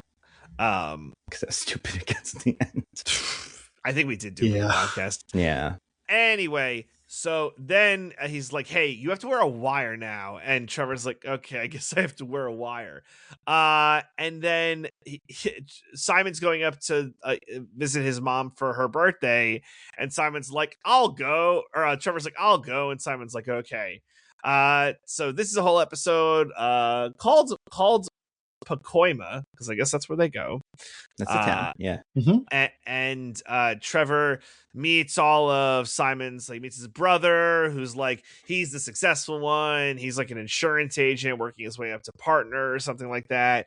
He bought his mom a beautiful new kitchen. And he thinks that like Simon is the fail son. We also get like a flashback where when Simon was a kid, he started a fire with the stove and he was totally fine. Like there was nothing, no scars or burns or whatever on him. And I guess this is when they learned he had powers. I don't think we know the origin of his powers. He just has powers, which is good. I'm glad it's not over-explained. So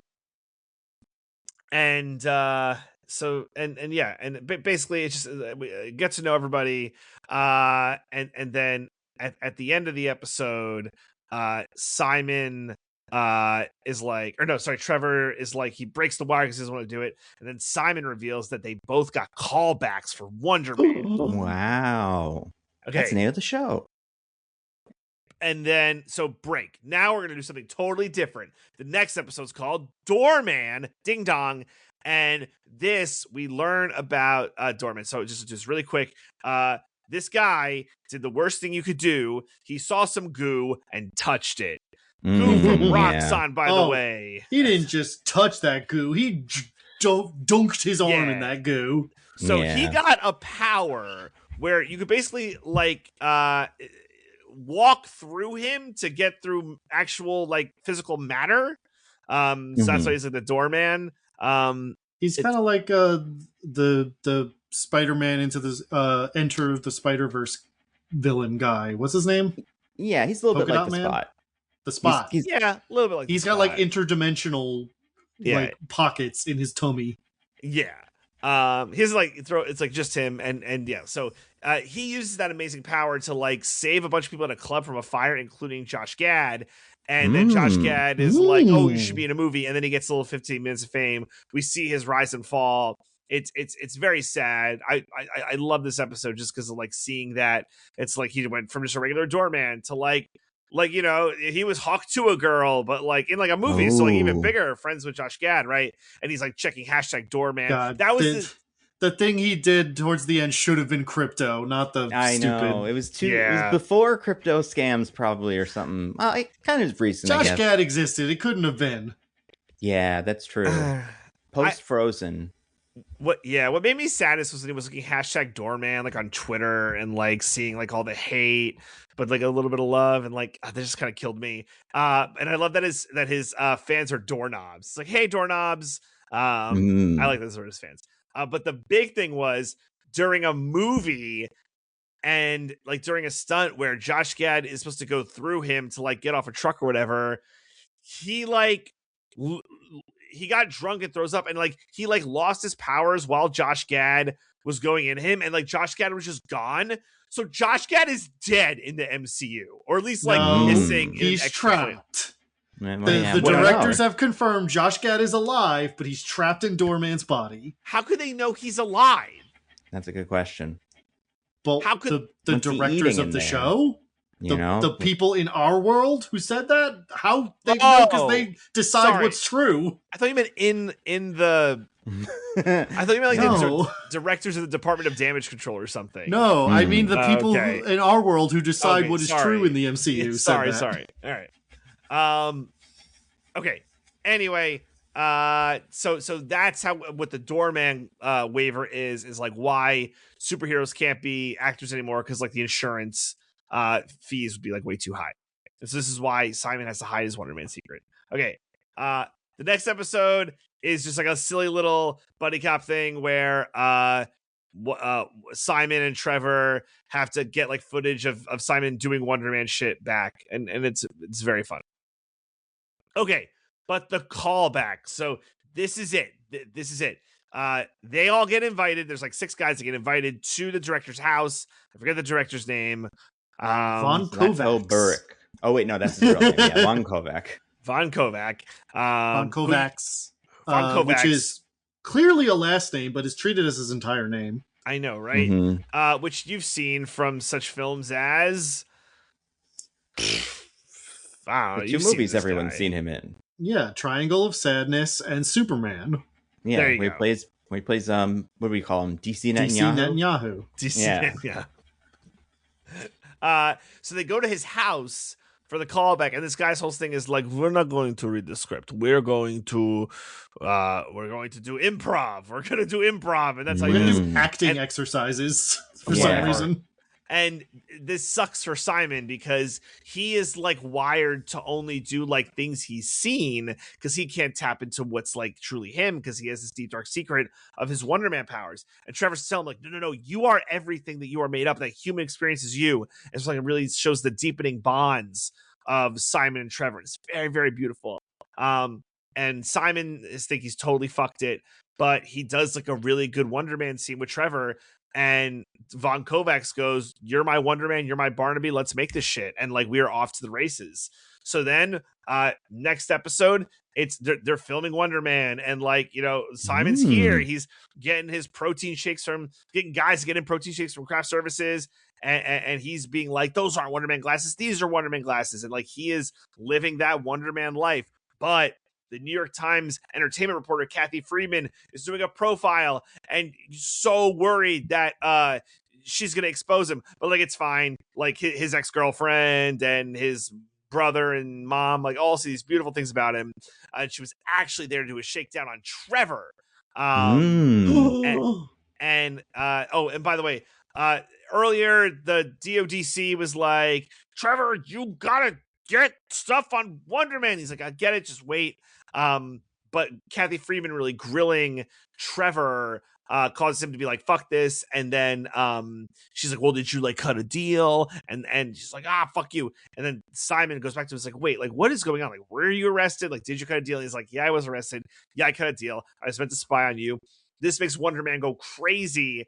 And he like goes into the middle of like the lot or like the set and does a big Wonder Man explosion. And he's like, oh my God, I'm fucked now.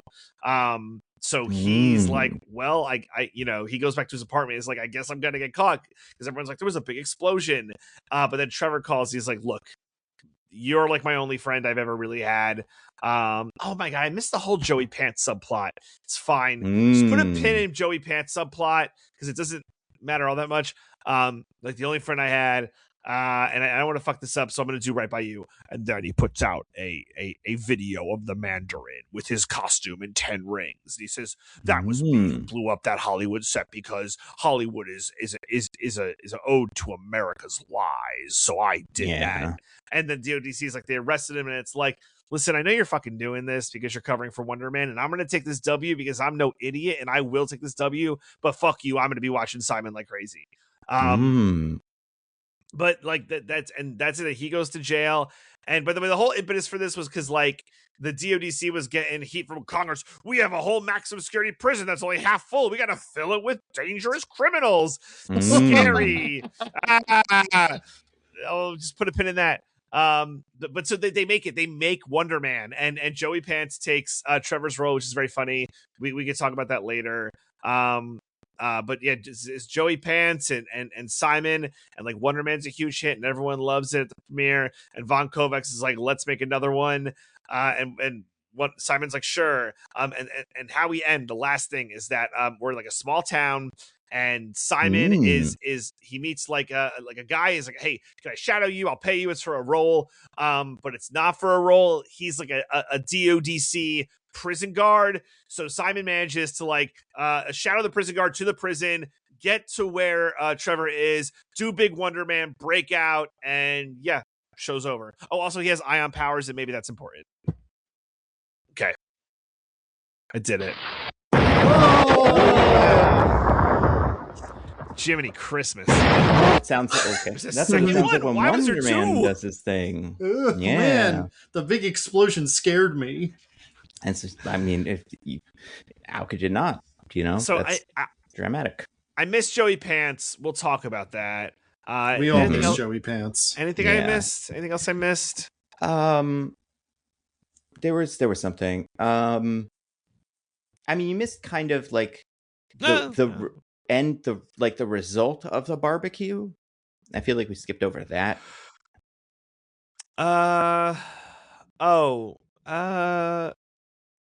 Like what? Just because I think it's like, kind of interesting. Simon like used his powers and broke the island. It was like very upsetting. Yeah, his brother like really got under his skin, and that's when the Mandarin saw his powers for the first time. Oh, that's kind of asking people, trying to get an answer for him, but couldn't. That's right. Yeah. The other thing that I feel like we kind of missed. No, yeah, that's most of it. Okay. I would say the other thing that isn't like that important, but is it important? Is part of the episode is like Simon tries to trick the reporter into thinking he's nice, and it doesn't work. That kind of is the plot of that episode until the episode switches gears and makes it about what's also he may have tricked the reporter because she's like, Simon, I've heard about your journey. Your parents came from Haiti, and everyone has like really nice things to say about you. And she like, it seems like she doesn't give a fuck about Simon. Like she's there like to fucking grill Trevor's ass. Like well, that's to be what fair it seems like to her. Like I think writing a hit piece about this guy, even if he is a jerk, makes her look kind of bad.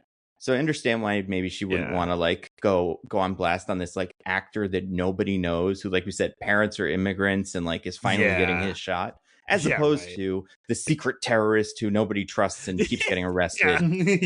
I don't know, went to another dimension. I probably didn't tell anybody about that, but like he's got a lot, That's because we see she's like gone after like Joseph Gordon-Levitt and like Dennis from Always Sunny before. So like she seems to go after people who like kind of already seem like dicks. I think that's it. Yeah, Joey Pants. Yeah, that's pretty much it. Okay. Well, yeah, that's very Wonder good. Man, everybody. That's Thanks. Wonder Man. Wonder Man. Wonder Man. I love that guy. I never make sequels because I'm cool Academy Award-winning director, but I love money. You love money, Simon. Joey Pants, we know you love money. Flying in all your mozzarella from Hoboken. Let's make it happen, eh? When we were watching that, I like giggled, and then Hannah was like, "What's mutts?" And I was like, "Oh, okay, it's okay." And you were like, "We have to break up." And I was like, "This is you country mouse. You didn't know, from our big city terms." I have been told, and my wife is Italian, and she says that mutts is not like how they say mozzarella. It's like how fake Italian, like Jersey people say, like, "Oh, let me get some mutts." Like no one actually, like I don't know if Joey Pants would say that. Did he not have words to say? He's kind of a, he's like a fraud, kind of. So maybe I feel like the way the show built him up. That's why he did mutts, yeah. Yeah. But yeah, I've heard that as well. Although, the only person I know who's like really, really Italian always said he pronounced the whole word mozzarella, like he's trying to like, I don't know. Mozzarella. The other one is like ragut. Like that's another like fake, like let me get some ragut. Yeah, I don't hear that one nearly as much, but that's an interesting one. And we love our Italians on this show. They're the funniest guys. Oh yeah. Yes. The easiest one to make fun of. You don't really have to do too much work. just do it. Nobody gets mad at you. You can always do an Italian accent. It's never racist. It's never racist. Just look at Chris Pratt. Mario. Exactly. He would never do anything racist. He's cool. It's me. I don't know if he's done anything. Probably not. But yeah, that's the Wonder Man. Pretty good, DJ. Pretty good. Thank you. Appreciate it. All right, everyone. Well, just like Wonder Man, we have the Wonder Wheel. It's the wonderful wheel. The wonderful wheel of mostly nitpicking. This is a show with lots of wheels because it's in LA, baby, and everybody drives. You know what they say? After eel, you're my Wonder Wheel. That's beautiful. So I'm going to good. spin the Wonder Wheel, and it's going to land on some slices that some of us are just going to call out by looking at it, and it's totally random. So let me just spin this. Spin, tick, tick, tick, tick, tick, tick, tick, tick, tick. And it landed on one of mine to read. This one's called The Most Consequential Thing Anyone Can Do and Other Things. So this show talks about how acting is very important, and I love that it does that, because when fictional TV shows and movies can talk about how great acting is, it just it really validates the thing you're watching. It makes you feel like a good person. There's one part I wanted to hone in on in particular, and things they bring in from our world into this movie. So initially, when they're trying to get Trevor to tail Simon, or to become friends with Simon, it's like, all right, well, he's an actor, we have to use an audition. And the Department of Damage Control guy's like, well, let's just like make one up. He's like, no, he's an actor. It's a small town. He'll see right through it. It has to be a real audition. I'm like, okay, I get that, blah, blah, blah. And so he's like, figures out, like, oh, like Wonder Man, like he'll love to do Wonder Man. Which, how did they know that? Did they know that it was like the most important thing he ever saw with his dad? Like, did they know that? They would have to, because it is not the way it's presented in the show. It's not a thing that he and all the kids watched, right? It's something from the generation before him. Yeah, so it was you wouldn't expect movie. He knows what it is. Yeah. Then again, like that's true of Star Wars too, and kids these days still love Star Wars. But sure, I guess like pumping out Star Wars over the decades. That's true. But like, what about they Flash Gordon? If they made a Flash Gordon movie, would you be like, oh, this is gonna get him? Because I feel like that's the equivalent, 100%. Yeah. So like what they map to. That felt like a stretch to make it be Wonder Man for one. But then after they do meet and become friends on the Wonder Man casting call, Trevor's like, I told you, man, that was it. And then he says, I don't know if you guys remember this. He goes, I don't know. I think we could have done just as well with Megan 3.0.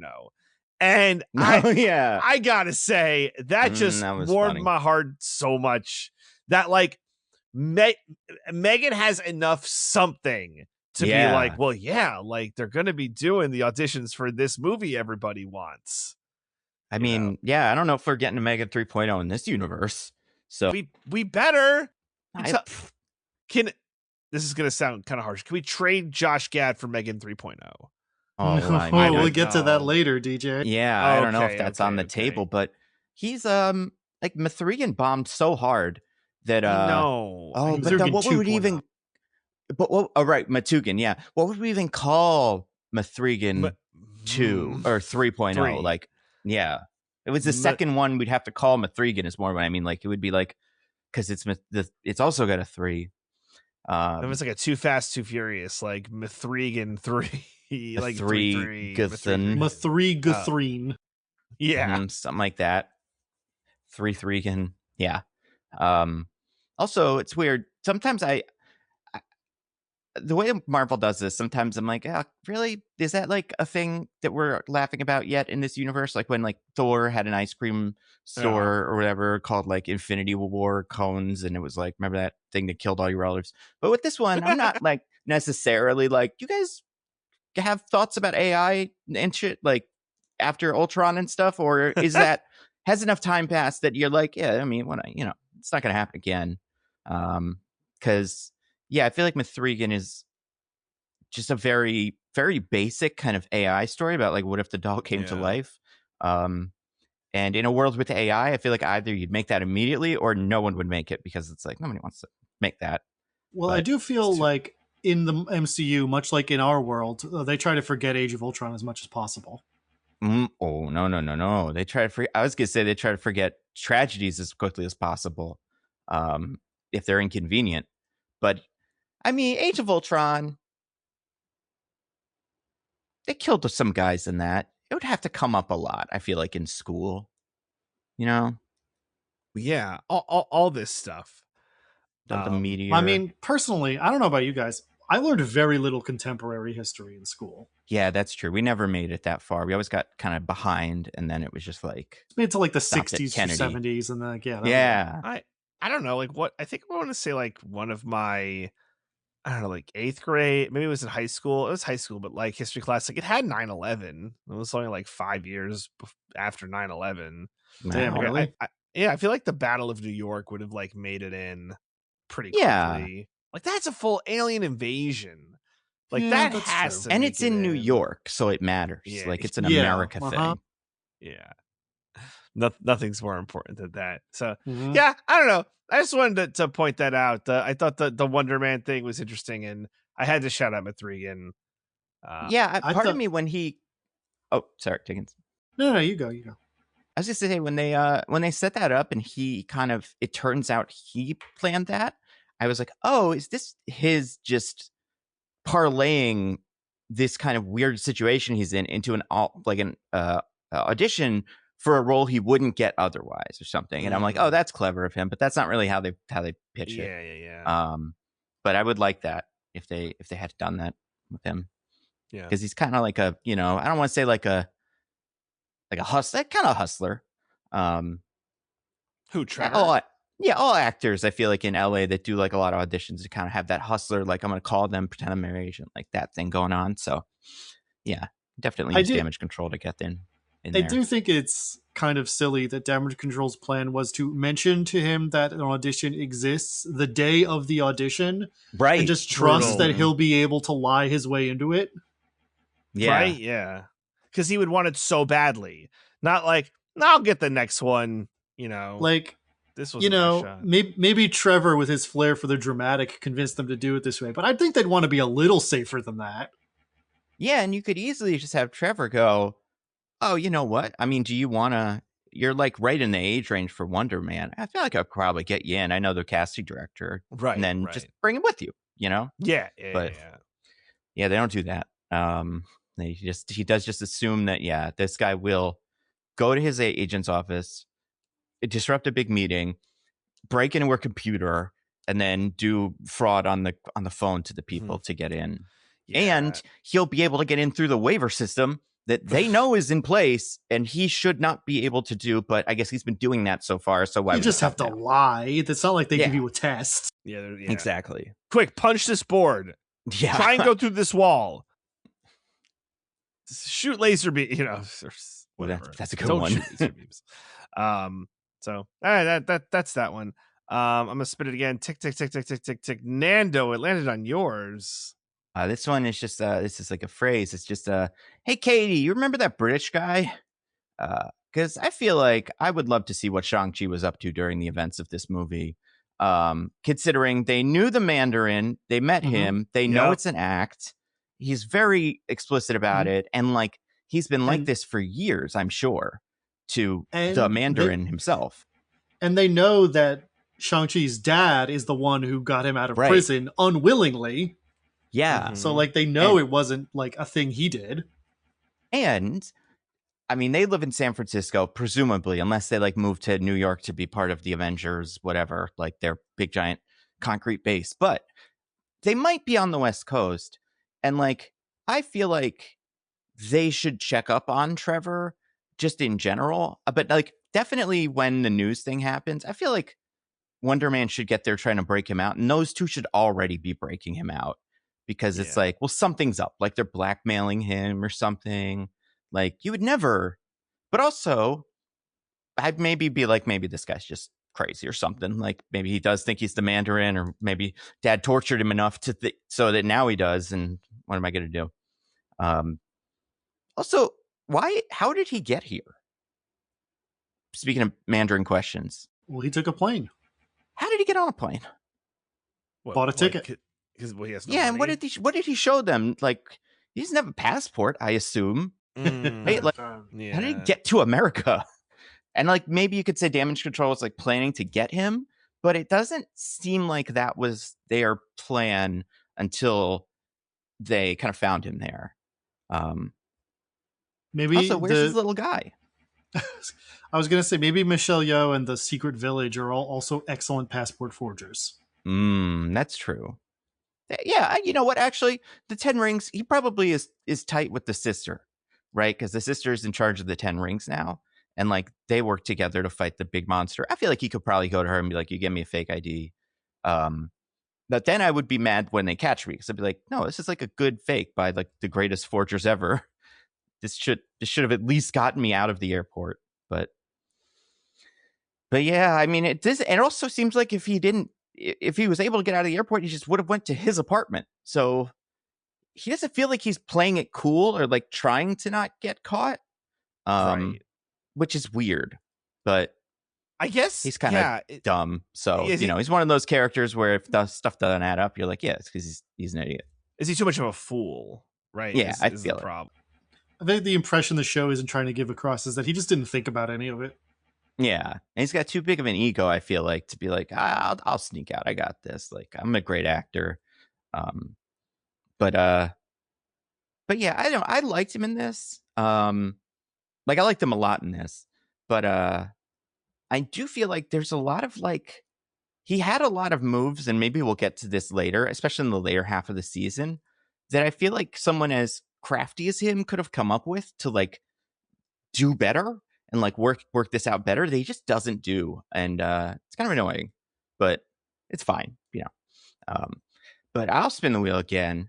Let's see, tick tick tick tick tick tick tick tick tick tick tick. Oh, okay, this landed on one of Diggins's. Diggins, can you read this one? Yeah, this one just says abolish DODC. No, we need to reform DODC, Diggins. We need to give them more money, reform them.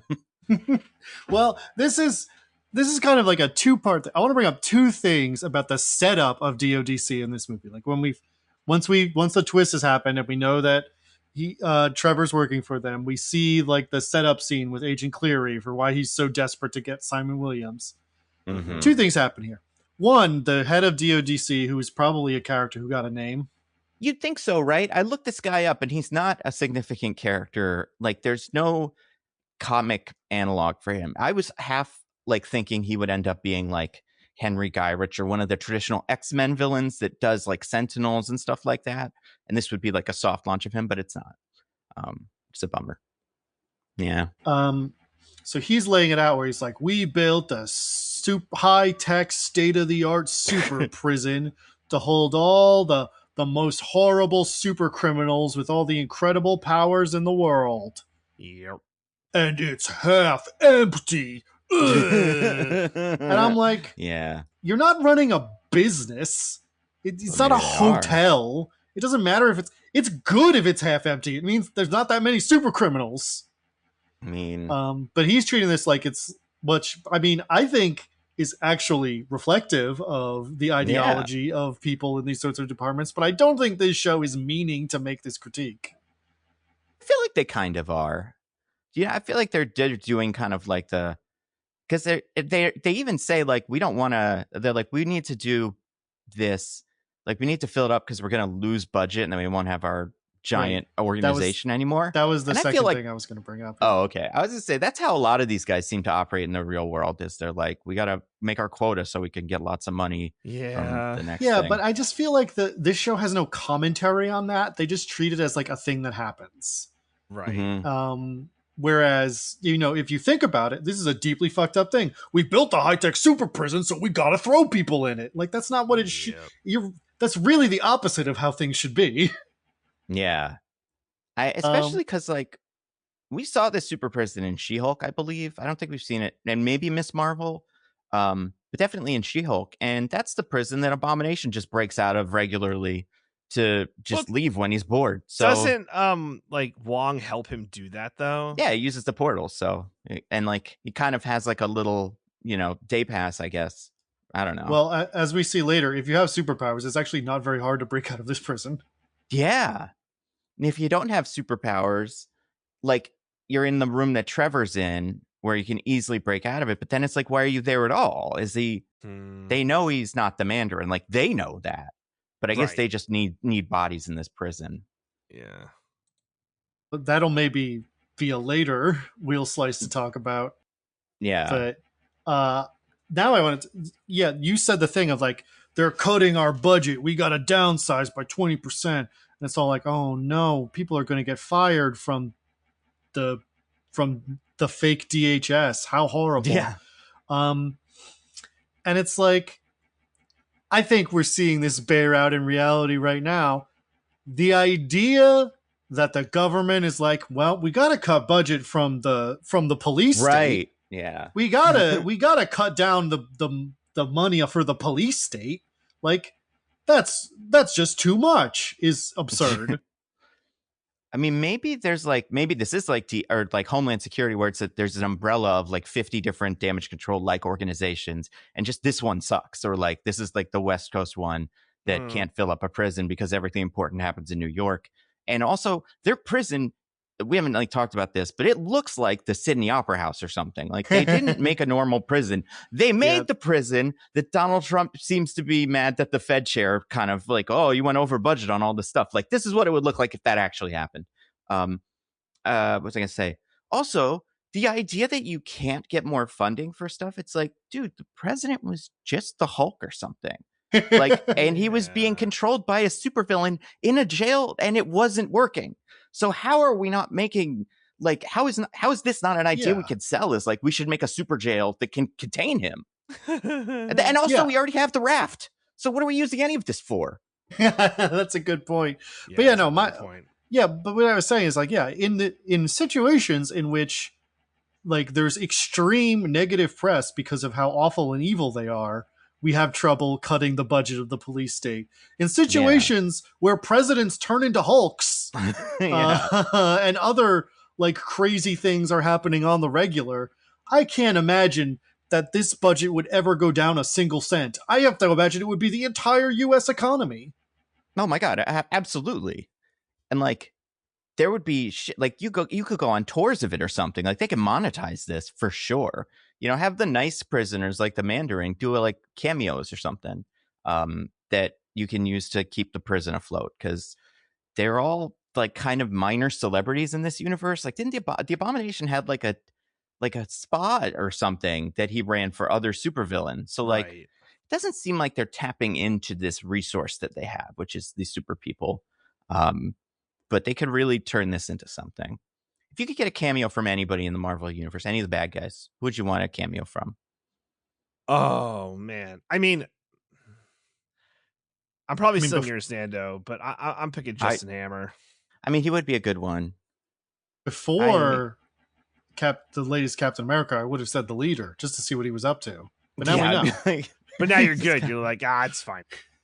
Yeah, I can't even. I think I'd want to talk to. I mean, a lot of the ones I'd want to talk to are dead. But like, I feel like because we never arrest the aliens, which would be cool if we could talk to like Kurt Russell from Guardians of the Galaxy 2. But as far as like terrestrial villains are concerned, I think I would like to talk to the Red Hulk and just see what his deal is. Like, ask him some questions. What were those lollipops? Is that really a heart thing? Like, are you racist? Like, what's going on with you? What's Sabra's deal? Why do you trust her? Like, sir, it doesn't make very much sense. I'd like to get some plot hole stuff from him. And he's just hanging out in the raft. And you know what else is weird about the raft? I'm pretty sure we learn in Captain America and the Winter Soldier, because like we've seen, they put like the Avengers on the raft briefly and they got broken out. Red Hulk is on the raft. The Leader's on the raft. I'm also pretty sure Baron Zemo is on the raft, which is like, he doesn't need to be on the raft. We could put him in this, like, or do we? Like, what is the purpose of any of this?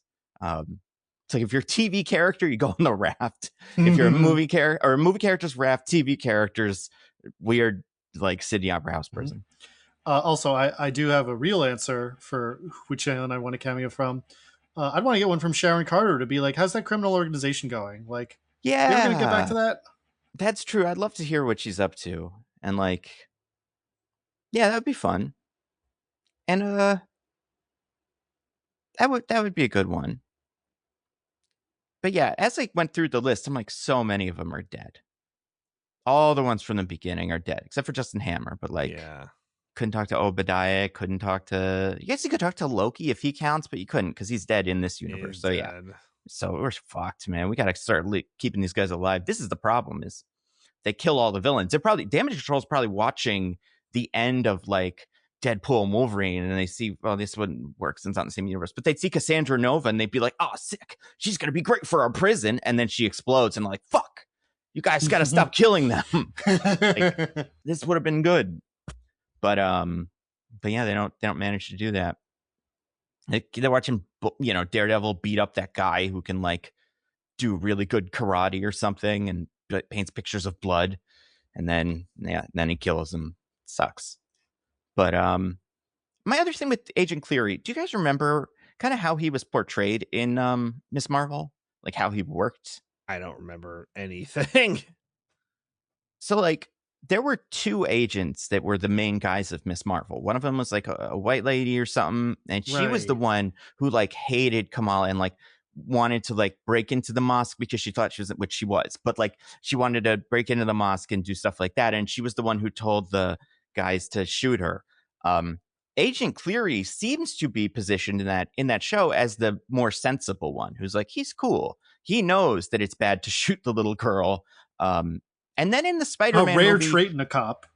Exactly. And in Spider-Man movie, I would say he's kind of neutral at best. Like he's still grilling Peter, but Peter doesn't go to jail. So you're like, they didn't try that hard.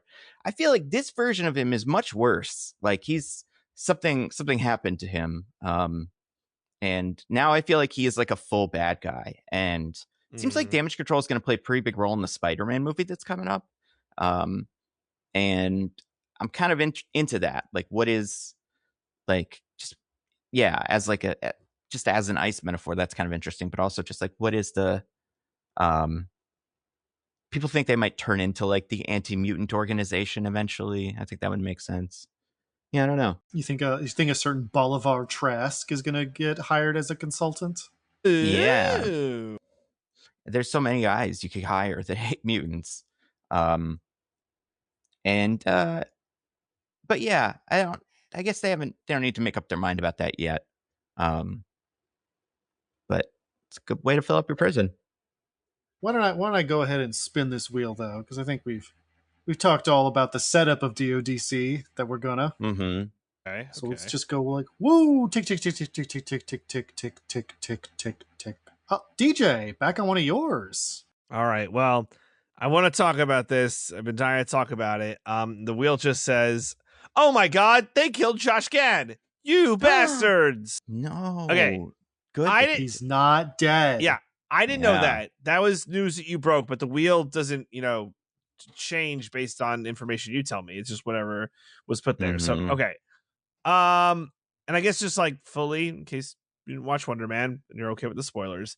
So Doorman Davis, DeMar Doorman Davis. Mm-hmm. He Classic has Hollywood story. Mm-hmm. He gets his doorman powers by touching the Roxxon goo. I really got to emphasize this because I would have made this its own wheel slice even, but I think we can just talk about it here. If this is the general Doorman wheel slice. Yeah, I think so. He goes outside to throw out some trash, sees a Roxxon cart leaking goo. Right. The goo is like melting a hole in the asphalt. And he just goes and like shoves his arm in the hole. Yeah. And like in universe, I feel like this doesn't really come up a lot here, but like everybody knows Roxxon is like an evil oil chemical company or something. He would not see this and go like, "Oh, is this candy?" He'd be like, "Oh, Roxxon. I probably definitely shouldn't touch that." Like, "Oh, it's the Enron goo." Oh no. I think it's bizarre that they gave him that introduction just at all before we get off the Doorman intro, because that's not traditionally how he works. Right? Like he's like the opposite of that. He's usually a mutant. There is a character who is a black man who touches the Roxxon goo and gets teleporting powers, but that's Cloak from Cloak and Dagger. Okay. So they gave him Cloak's origin, but I was like kind of expecting they'll just keep him a mutant so that his story kind of mirrors where Simon's is. And also the way that they set his kind of thing up where I don't remember her name, but the person that owns the bar that works there is like, "Oh, DeMar, you just like it here, even though everybody else wants to do other stuff, but you're just very content with this simple job." It's like, yeah, because he's a mutant and he knows if he goes and does other jobs, he's going to get in trouble, but he isn't even a mutant yet there. So I found that interesting as like a choice, considering there's no really great reason to do that besides just having it be something we can see on screen. But yeah, that's true. But we never see Wonder Man's origin on screen, so why do we need his? Well, regardless of the the Goose situation. Yeah, regardless of the goose situation, Mhm. you know, he gets his doorman powers, and then people could kind of Regardless walk of what through him arms have been shoved in what holes. Yes, Mhm. exactly. So people can walk through him to get to the other side of the thing, kind of like the Spock guy from Into the Spider-Verse. So, he has the rise and fall of the 15 minutes of fame person. So, well, first, for the movie he's in, because originally he's just supposed to be like Josh Gad's like boy to avoid paparazzi. You know, just, get me out of here through this wall or whatever. But then he gets in a movie where he actually uses his power in the movie. And my question is like, how was Do you there remember? like? Oh, sorry. I was gonna say, do you remember what the movie is called? I like the name of the movie a lot. Yeah, Cash they should make that in real life. Yeah, it's a great name for a movie that sucks. Yeah. They so right, they make Cash Grab, and They say it's they like don't a horror comedy. Or sorry, like an action comedy, not horror. Right. But like all the scenes we see are not funny. No, and like not it even feels like, not even like that's not even like me being harsh. They're not trying to be funny. There's no jokes. Well, I mean, Josh Gad just existing is funny, I guess, to us, the him audience. in it makes it an action comedy. And but I think it's funny because I was, part of me was like, oh, Josh Gad, did he he's not known for these, right? I went through his Wikipedia page, and he really doesn't do these kind of movies. These are Kevin Hart movies, right? That's like what we're watching them make. Cash Grab is definitely a Kevin Hart 100%. Yeah, and that's an action comedy. So I imagine that's kind of where that came from. And maybe it wasn't always Josh Gad. Maybe they kind of had it be a different celebrity, and they were just like, whoever. Well, we they had can to pick get. someone in the stable already, right? They got Josh Gad. Well, they had it's to a big pick someone stable who, these days, so that's not a huge problem. They had to pick someone No who could Leo, sing a no DJ Chalamet. remix of a Disney song. Yeah, Joey Pants wasn't in the stable previously, and he is now. So I mean, they own the Matrix, right? Like, he's kind of technically in the stable. He isn't in the core Disney stable. Yeah, like Josh Gad has done, you know, multiple Disney projects at this point. Like Artemis Fowl. Like Artemis Fowl. Like Artemis Fowl, yeah. So they use his doorman powers for the movie, but I'm like, why isn't that CGI? And like, how is there not a big like union fight about like, we can't have super, like, that's what I thought the waiver was going to be, right? That it's like, oh, this is taking away jobs, or, you know, we could have been doing this, right? Although I guess it's a cheaper, more efficient option, but so whatever, there doesn't seem to be any blowback with that. But then the problem is that during the filming of Cash Grab 2, and we were at the fall of Doorman, he got too drunk, and then he like threw up while Josh Gad was going through him, and seemingly like lost his powers. Like he threw up the goo or something. Like I don't understand. Yeah, or just like kind of fucked up for a minute. In my head, I'm like, can he do it? Can he do it still at all? Like, can he open a portal at all? And just the Josh Gad one, he doesn't come out of it because we kind of lost him, or is he out of powers completely? We don't really see that. Yeah. But that's what causes the waiver to be signed, because, well, I guess superheroes are too dangerous, insurance premiums, blah, blah, blah. So Diggins, they said Josh Gad's not dead, but then where the fuck is Josh Gad? He's somewhere in the doorman dimension. Yeah. So he's gone, and he's effectively dead. He can't interact with our world right now, or with the MCU, but he's not dead. He's alive in there. He will starve, or, you know, well, mostly we don't know how time works in the doorman. We don't know how time works in the doorman dimension. We don't know if there are naturally growing food sources in the doorman dimension. There's just there's too many questions, DJ. We just don't know.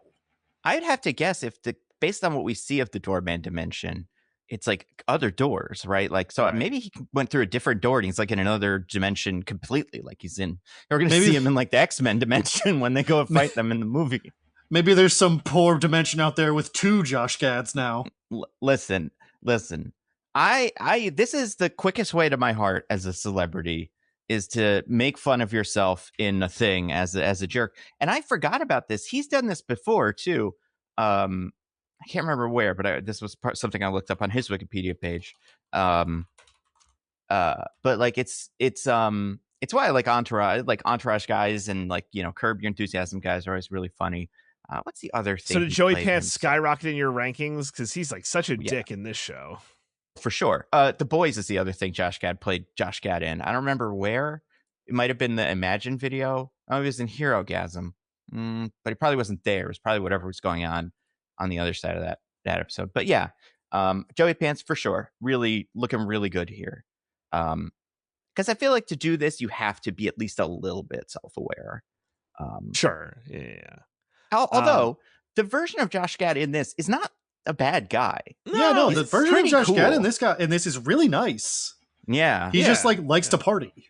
It likes to he, in the beginning you're like, oh, he's using this guy, but then you're like, well, he makes a job, and like he's not exploiting him in a way that's like bad. He was like, starting salary is $200,000, and it's like, well, that seems pretty fair, like, you know. And he seems to genuinely like him. And later, when he's on hard times, he's like, hey, let's do a sequel to our first movie, and is like offering him a lifeline. Like, Josh Gad in this seems like a good guy. Yeah, and like Joey Pants, maybe on the other side of it, is like a little bit more of a dick, but he's still okay. Like he's not unworkable. I love that. There's two things he says that I love, besides the Motoboken thing, which we talked about. When he's like, yeah, audition's hard. It's like, I'm offer only, so can't relate. Yeah. Like that line and the delivery was perfect. And then the segments after they leave, and he gets on the phone, he's like, Barry, why is there a Von Kovacs movie and I'm not meeting about it? It's like, that's like so perfect. Like even with everything he has, he's still kind of like dead and hollow on the inside. It really got me, the final appearance of Joey Pants. I wasn't expecting it. God, me neither. That was so good. It's kind of bizarre in a like world where like Ben Kingsley gets cast in a role and then he drops out and they just replace him with Joey Pants. They're not the same guy. Like they probably don't go out for that many of the same roles. I would assume Ben Kingsley is playing a kind of British whatever like he usually does, but I guess. And then we kind of see the movie, I guess, and like Joey Pants isn't doing that, but yeah, I don't know. It's weird. It'd be like if fucking Joey Pants was Obi-Wan Kenobi. You'd be like, that probably wasn't the original one, right? They probably had a different guy. But I'll say the scene where at the end, I know we're getting a little off track, but this is worth talking about. Where Simon is like acting in front of the tennis ball, like my heart broke. Yeah, but I'm like, that's like a real thing. Like, you know, Ian McKellen in like the Hobbit movie, like it I don't know, it really gave some perspective, even though like does it lack self-awareness because in Marvel there's probably so much acting in front of tennis balls. Oh yeah, for sure. He would be wearing a big suit full of pins and stuff, and he would be standing in front of a green screen. Like the fact that they were on a set and he had a physical suit is way more than I would expect from a production like this. But no, it's actually worse in reality. 100%. Man. Also, I can't imagine they still use a tennis ball. I guess maybe they do, but like, yeah, they feel like they got to have a better thing for that. Hey, if it ain't broke, don't fix it. I guess that's true. Yeah. They still use them on walkers, right? Tennis ball is very utilitarian. Yeah, and for dogs love them. Yeah, tennis. You know. Yeah, pickleball. Isn't pickleball also still as tennis ball, or is there a pickleball? I've never seen it played. There's a pickleball. I don't think there's a pickleball, but I don't think it's a tennis ball. What kind of ball would it be then? Oh yeah, you're right. Because it is a wiffle tennis ball. ball would bounce too far. It needs to kind of have like a little bit of limitation. It's a wiffle ball. I know nothing about pickleball. Right? Yeah, me neither.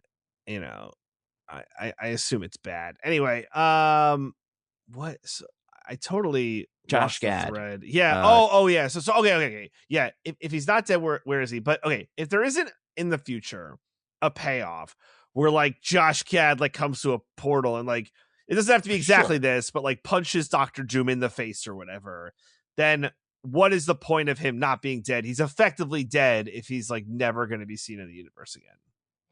What are they going to do about Frozen 3? That's my question.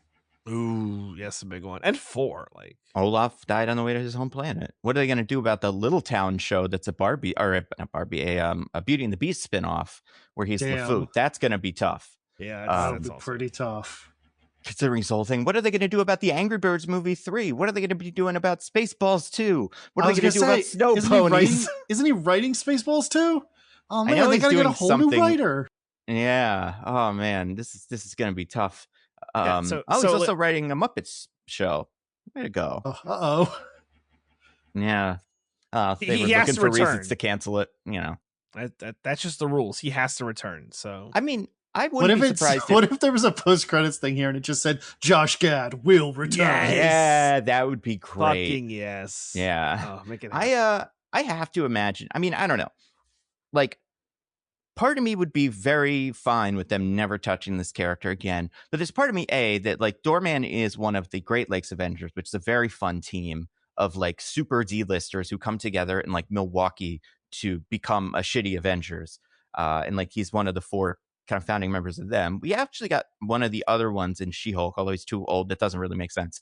But so I'd like to see him back in that. And like also like that actor's like an actor. I know he's not like a humongous guy, but Byron Bowers is like, he has like credits. So like, I feel like, I don't think you could make a Doorman show, but like, I do think you could, if you made like a West Coast Avengers show or something, you could put him on it.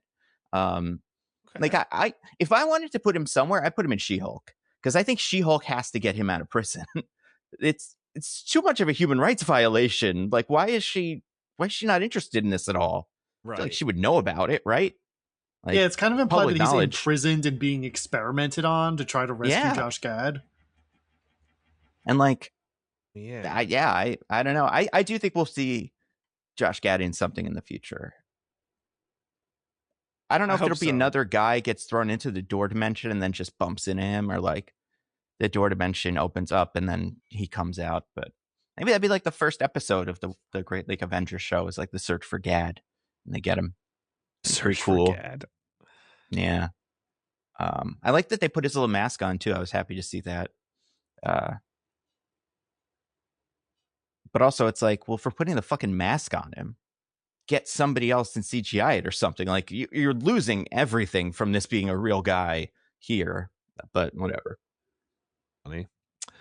All right. I'm gonna spin the wheel again and tick, tick, tick, tick, tick, tick, tick, tick, tick, tick, tick. Nando, it landed on yours. Okay. So I'm glad this came up now, because this is actually what I'm calling, and I had a couple of versions of this, but this is a Russian nisting pick. And this is a nitpick for a piece of work within the movie, and it's just the question, wait, so why did we break into the vault? Why did they not just have Doorman let them into the vault?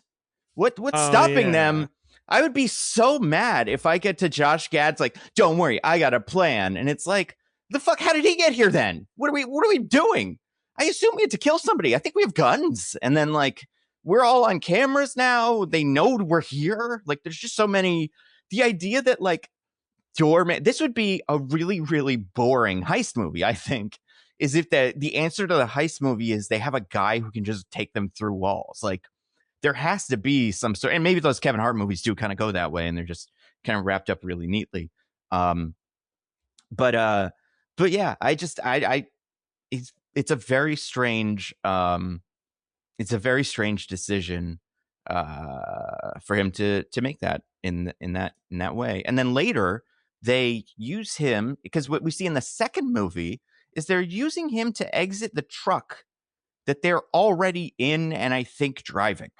Like, right, like it's like a 18-wheeler or something, right? Or like a security van or something. Like, can we not just open it, like the back door? They're not that big. I don't know. I don't think these are Doorman problems that we're using Doorman to solve. I mean, presumably in that one, he's teleporting them not through the wall, but somewhere else, right? So that's one thing, is like, can he do that? Because I think he shouldn't be able to. And that's part of the other problem with Doorman here, is like, like you said, they gave him the spot power of like, and that's, I can't remember which book. I think it's like a MODOK book. They visualized the spot as looking like that, like a big black void with some white dots in it, or a white void with black dots in it. Right. So like the spot can teleport, but Doorman cannot. He is just a door. He can kind of fly sometimes, but like that. So yeah, I assume he's just kind of, you get in through him and then you get out, but I imagine he's not teleporting you, because then he's Cloak. But I don't know. We're probably not going to do Cloak and Dagger. We already did Cloak and Dagger. Well, they that had good that show show, everyone right? loved. Yeah, they have the show nobody. But then, are they like, it's in this universe, do you think Roxxon ever finds out about him?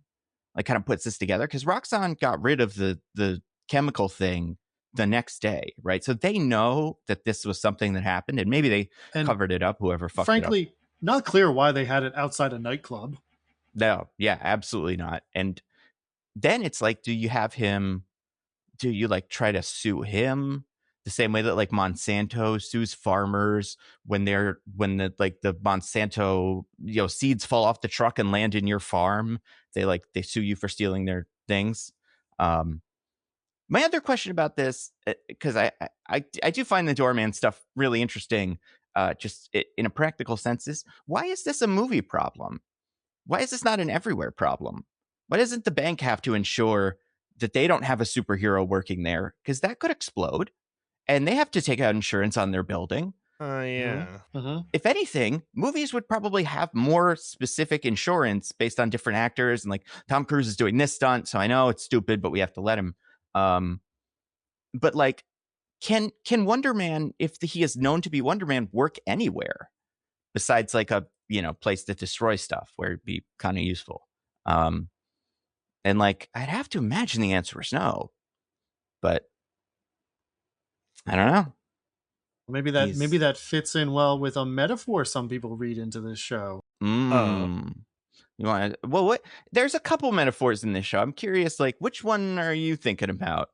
It's kind of, obviously this is about an earlier period of Hollywood. It's far from like this these days, but it kind of works as like in older days, queer actors having to hide their sexuality. Right. Yeah. I genuinely, there was a second where I thought him and Mandarin were going to kiss. And like, I joke about this usually, and they should have. Get you there. Yeah, the age gap is problematic, but the idea that like, and also, it's not like he knew him as a child. Still, TikTok would get mad. It's not worth it. Like, don't do it on camera. Don't let people know. I also in this universe, I would be certain that's what's going on, even if I didn't. If I didn't know them, and I was just like, why is he hanging out with this old guy all the time? And like, apparently the old guy's making decisions for him on publicity stuff. Like, they're fucking, right? They must be fucking. When his Wonder Man's ex has that conversation with him, and she's like, I know your secret. You don't have to hide it from me. Of course, I'm your girlfriend. I knew, but she never says it. I'm like, oh, is he also gay or something? And that's something we're gonna find out, because that would totally make sense based on he hasn't been chasing after women in the show. Like, it could do it. I do think that is the scene of the show where that the metaphor being read that way is the strongest, because that is fully could be a scene in the drama about him being a closeted actor. I like the idea, though, actually, like, now that we think about it, I like looking at the whole show through that lens, because then Doorman saved a bunch of people from a nightclub fire using his gayness somehow. He gayed so hard that he got them out of that nightclub. Oh, and he was a hero for just a couple of weeks, and then everybody got tired of him. But damn. But yeah, I feel like there's that metaphor. There's like the black actor metaphor of the show of like emotions and stuff, which is interesting because like we were saying, or like I was saying, like the Doorman character is really kind of done differently than usual. But if you did have a reason why it has to be him instead of the Spot, maybe it's because that guy's also black traditionally, and like it's interesting that they chose him for that role. It's the other metaphor I feel like I've seen people talking about for this.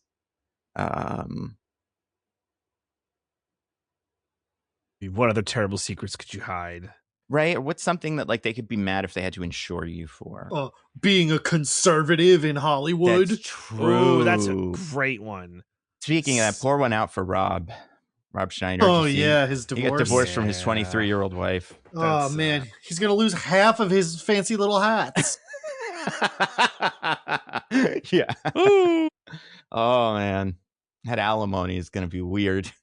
It's gonna turn out to be negative alimony. But yeah, it's interesting. Yeah, but it's pretty cool. It's a cool show because of that whatever I said. Oh yeah, the Doorman. Do you guys? By the way, did you guys watch the Watchmen show? No, I heard it's good though. Oh really? Oh, it's great. Yeah, it's like the best one of these. I think you can make the case. But they also have an episode in black and white that follows one character who's not in the show, but is like kind of and it's set up differently. And like it's that one, it's a flashback, but very interesting that they chose to do that here too, because it's an interesting choice. But yeah, it's pretty cool. And let me spin the wheel again. Tick, tick, tick, tick, tick, tick, tick, tick, tick, tick, tick. Ooh, landed on one of Diggins's. Yeah, all right, Diggins. What's this one say? I got one here that says, "Bless your sudden but unlikely fidelity." Yeah, I want to talk about Wonder Man's brother. Yeah. Okay. So we're introduced to Wonder Man's brother Eric in episode 3, and I understand he's usually a villain in the comics. He's usually the Grim Reaper. In a world where this is comic accurate, Vision's wife would snap him in half in a couple of episodes. But they're probably not going to do that here. Well, there's time. You never know. Yeah, they're making that Vision show. Maybe he could happen. goes to try to remodel Vision's house and gets in a bunch of trouble. I don't know. It's not impossible. Yeah. So we are introduced to him in that 3rd episode with the mom's birthday party, and he is just like relentlessly cruel to his brother. Yeah. Just like in constantly front of a stranger. Yeah. In front of a stranger, as well as like all their family and loved ones. Like both of those I feel like are bad for different reasons. Yeah. If I'm him, I'm like, I probably shouldn't insult the profession of acting in front of the actor who knows terrorists, because he might just have them shoot me or something. Maybe he's not a terrorist, but he probably remembers some of their names. So it's weird that I'm going this hard in front of him, but you know. Yeah, no, he's just like constantly like, you're a failure. You are just sponging off of us. You need to grow up, get rid of this fantasy. You know, you're just a little kid, and you're never going to amount to anything. You need to get sensible, or you know, you're terrible to our mom. You're just using my money to buy her presents. He just is such a huge dick the whole time. Such a dick. Yeah. And then we don't see him again for a while. And then in episode 7, when the whole thing with the interviewer and Simon's freaking out because he's like, oh, what if she's talking to all the people in my life? What if one of them told her the secret? And then he realizes, because his mom says that Eric talked to her, he's like, oh, Eric hates me. Eric would definitely tell her. Oh, no. Oh. And it's like, yeah, actually, that's a genuine worry, because he seems to genuinely hate you. Yeah, he does. But then when it gets brought up with the interviewer, she's like, oh, yes, your brother was extremely nice, said how no one ever believed in you, including him, but now you've proved them all wrong. And it's like, he really it took one major role, and his brother just did a complete 180. It's just like, I was completely wrong. You were right to do this the whole time. I don't think this is a flash in a pan and you're going to end up penniless again, or, you know, whatever like mean thing this character would actually think. I'm just completely on your side now. And I thought that was crazy. You know, once you get that money, people start coming out of the woodwork acting real nice, I think. Like, I feel like he probably didn't get paid a lot for Wonder Man 1. Oh, they probably got like a couple $100,000. But like Wonder Man 2, he's going to end up with like $5 million at least, assuming this is a hit. And it seems like apparently it is. Yeah. So there's that. I think you could read that way, where it's just like, oh, now that he's a success, the brother, who isn't like necessarily super materialistic, but is now like, I should probably start being nice to him, because he could probably like buy my firm in a couple of years and fire me as revenge. Or option 2, right after he left, the mom like smacked him on the back of the head and was like, what the fuck did you do? You made him break my stupid island. Like, that's it's 100% your fault. Like, and he's right about that. And then he's like, you saw him like having an anxiety attack and freaking out, and you kept yelling about how much you hate him. You know, he has superpowers. What's your problem? So that's the other option, is they took off, like they just, you know, took the wooden spoon, just cracked him over the back of the head. Like, what is wrong with you, Eric? But it's one of those, right? I feel like that's, or maybe he's, you know, maybe he just loves him so much. He believes in him so much. I don't know. That's a weird way to show your love. It's just, you know. Yeah. To tell an interviewer. Yeah, because that's also the truth. He doesn't reach out to Simon and be like, hey, bro, I said a lot of terrible things to you, but you've really proved me wrong, and I'm proud of you, which would be like a genuine act of contrition. He says it to an interviewer. Yeah. Speaking of the interviewer, like, angle, I did find that episode a little strange. I mean, we might get to just that half of the series later, but the idea that, like, they set up this kind of, like, in episode 7, like, he's an asshole to everybody on set, or, like, at least the level of asshole that your average big star is. He's like, I wouldn't say he's an asshole, but he's like kind of thoughtless. Yeah, he's kind of forgotten the little people, and when he tries to portray himself the other way, it's like, is that what he did? Like, when I never got that sense that he would act this way before, and it's kind of, it feels like it comes out of nowhere, and it's just to kind of make this drama like kind of silly, where everybody's acting extra nice in front of her. But yeah, it just felt, I don't know, it felt weird and kind of unnecessary, because, like, he is mean. I feel like Simon's kind of an asshole, but not in this way. He's just more like, he flies off the handle sometimes, and, like, seems to be, well, and he's like a control freak. Yes, like, that's just like right. very apparent. He has to be. It's really very interesting where, like, I think there's that tension where he's like, oh, I want to talk about the script, and, like, the writer and Von Kovacs comes in, and you're like, oh my god, is he gonna fuck it? Because, like, right. It's one thing to, like, fuck it on, like, American Horror Story, but, like, this is Wonder Man. It's like, I don't know. I feel like most people, they had that opportunity, you would just, like, just be so on your best behavior all the time until you got, like, okay, I'm good now. I'm rich, I'm famous, I could just be a dick. I got Joey Pants money, I'm good. Like, I would never, if I had that opportunity somehow to be Wonder Man, question anything. There's just no way. I do want to say, though, about the American Horror Story version of that, like the first scene of the show. Yeah. Like, that is a little crazy. That's a little not his fault, because the people making the show seem to think the only two options are indulge his every whim or fire him. Right. At no point does the director go like, hey man, I appreciate that you're dedicated, but, like, this is a small part, and, like, I don't need that much input from you.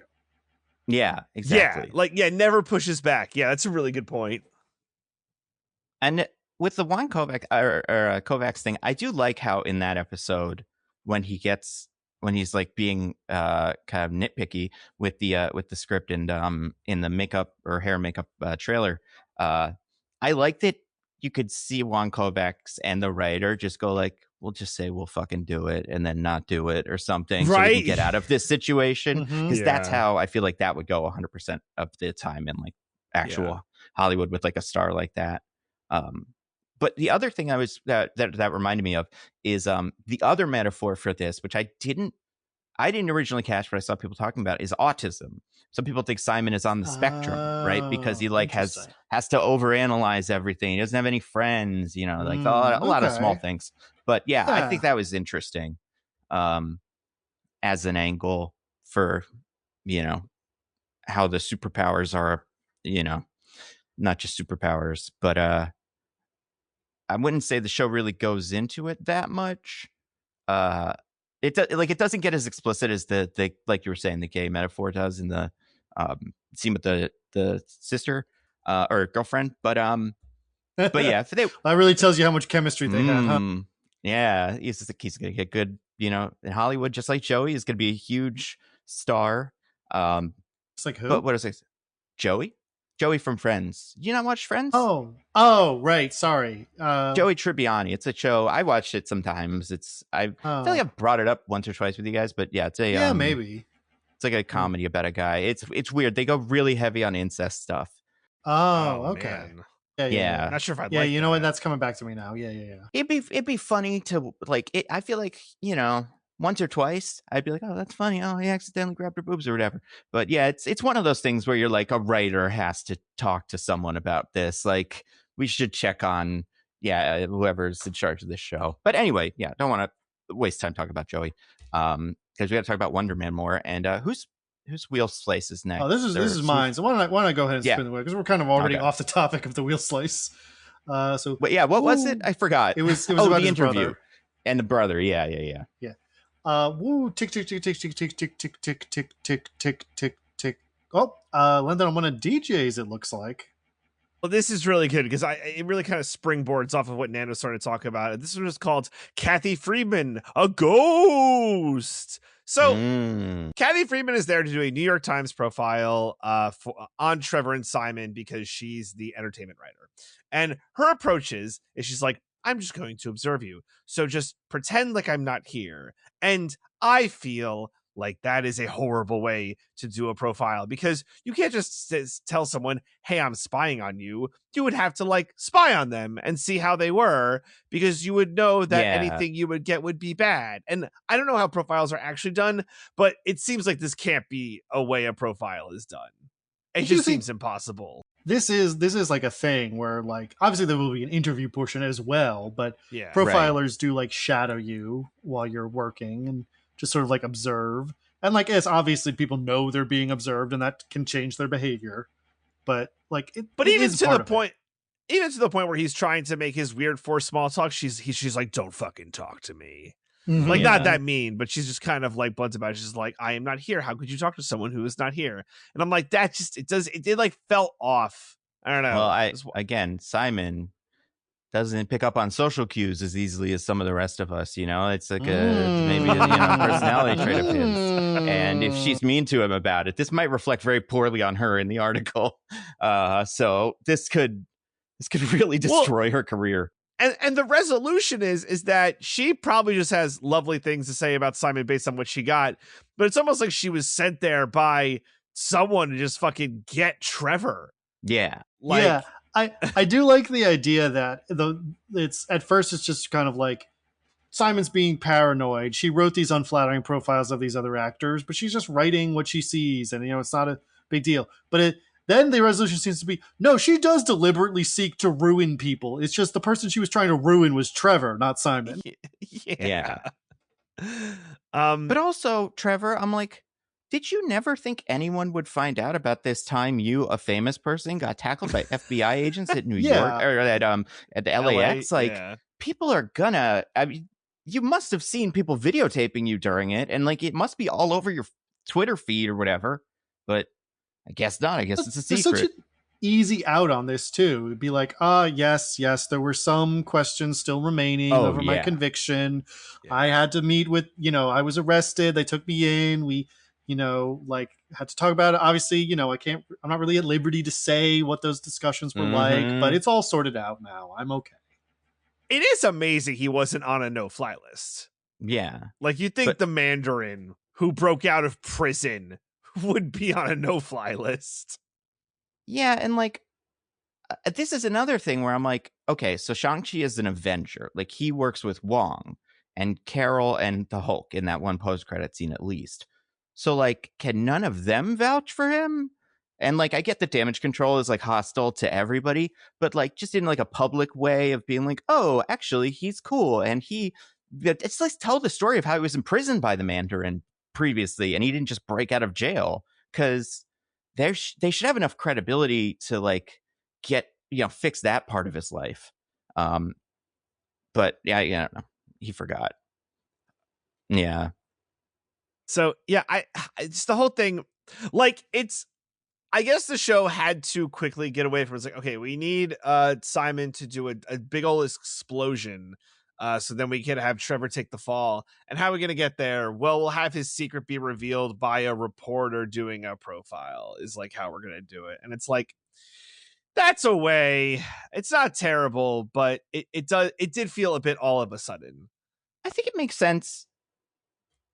I was just gonna say, I think it makes sense as a story beat of like, at some point, Simon has to find out that Trevor's spying on him or something. Yes. So like that happening there, I think works. But yeah, I think it kind of comes out of nowhere, especially the shadowing out aspect of it. Cause like, yeah, I kind of agree with DJ. I feel like if you want to get a sense for what he's like on set, you would just talk to PAs or something. And like, because that's what's always in these interviews is like a source said he threw coffee at him or whatever. Yeah. And the only reason you couldn't do that under certain circumstances is like, and what I think kind of maybe they should have done with this is just have this be right after he gets the part. Not doing Wonder Man stuff yet, but like she wants to do a profile on you and she has to just follow you around all day because she doesn't know what you do. And then we could have this fun thing where, because we don't do this. I think this is such a like missed opportunity, is like have her go to Simon's apartment and have Simon have to kind of cover up all the things that would show that he has superpowers in like a kind of clumsy, almost like, you know, slapstick kind of way. So we can have fun with it instead of this like weird lying about being a little bit of a conceited actor thing. Because I don't think that's as fun. But like, yeah, it would be fun to watch her, like, you know, she's about to look under the curtain and then he like bursts into a weird monologue or something, or, you know, that just does something to get her attention. Like that could be entertaining. Yeah.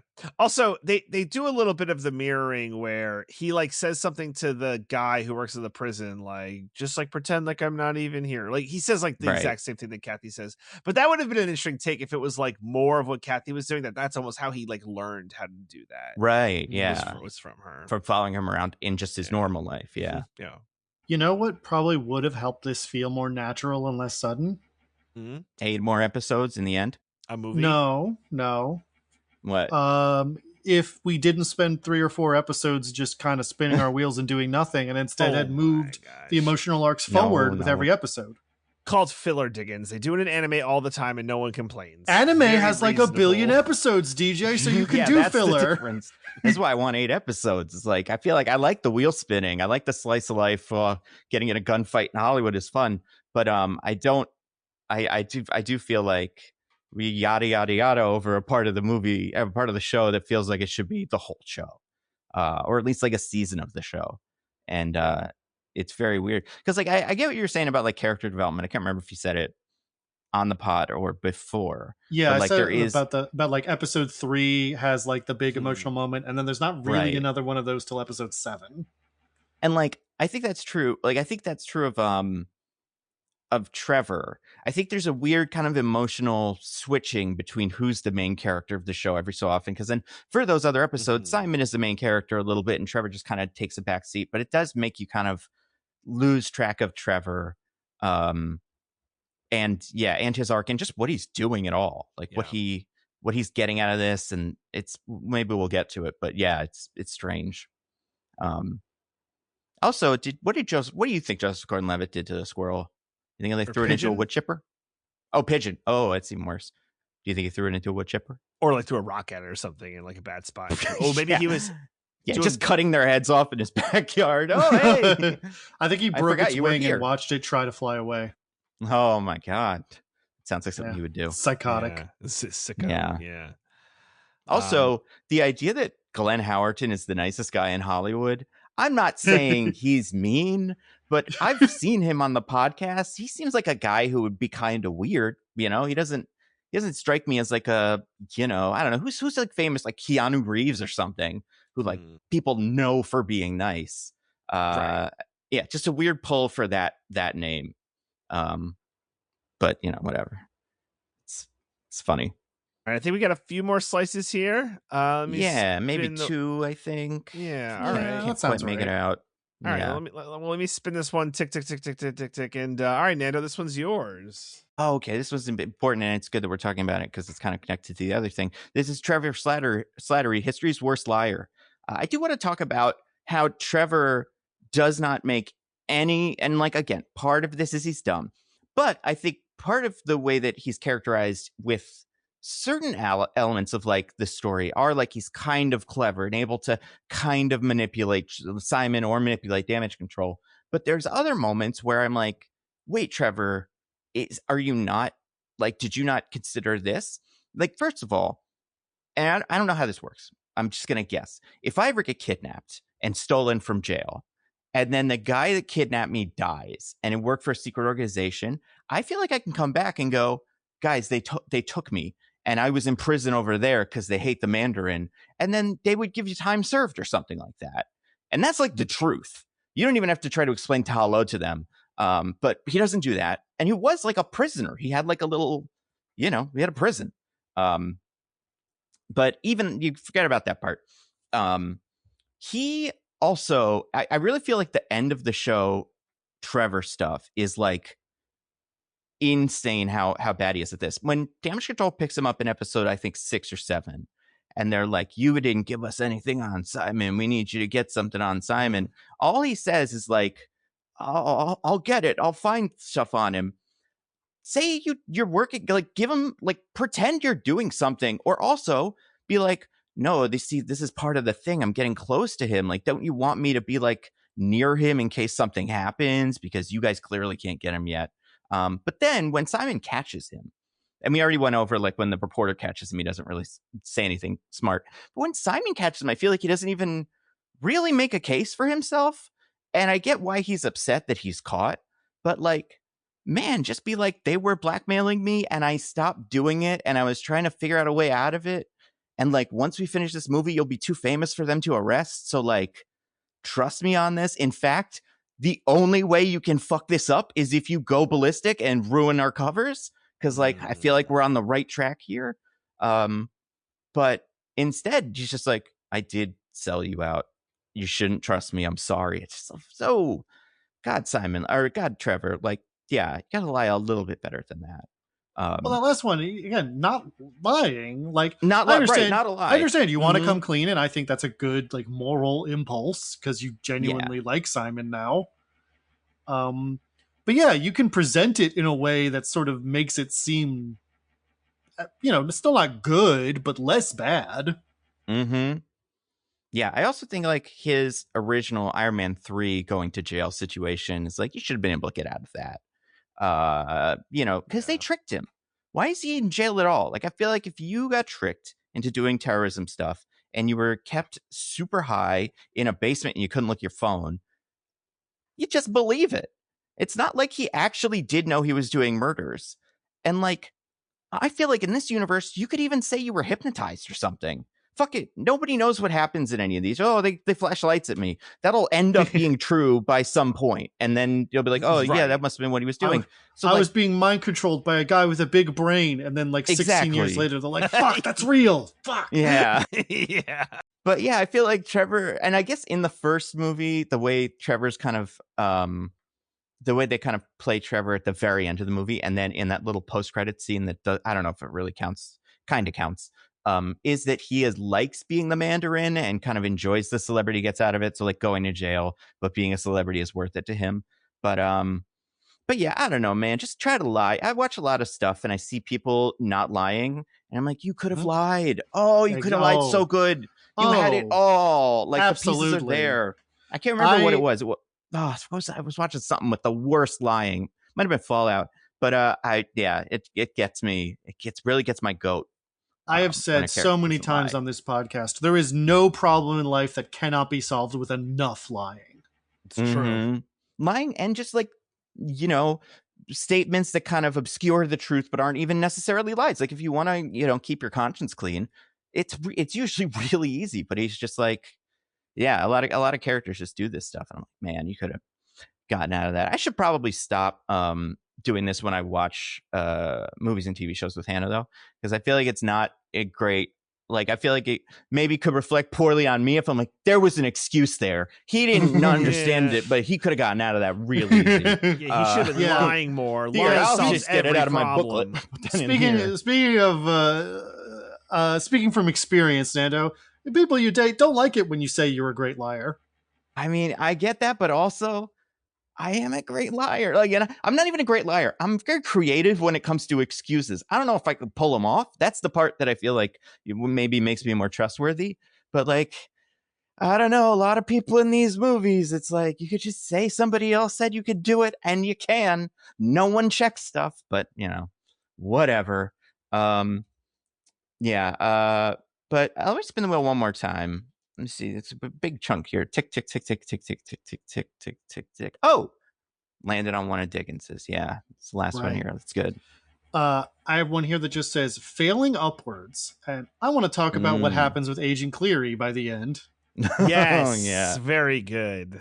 So, like we said in the summary, so there's a big explosion. Simon figures he's fucked, but Trevor takes the fall for it. He releases a video saying like, I'm still the Mandarin and I did it.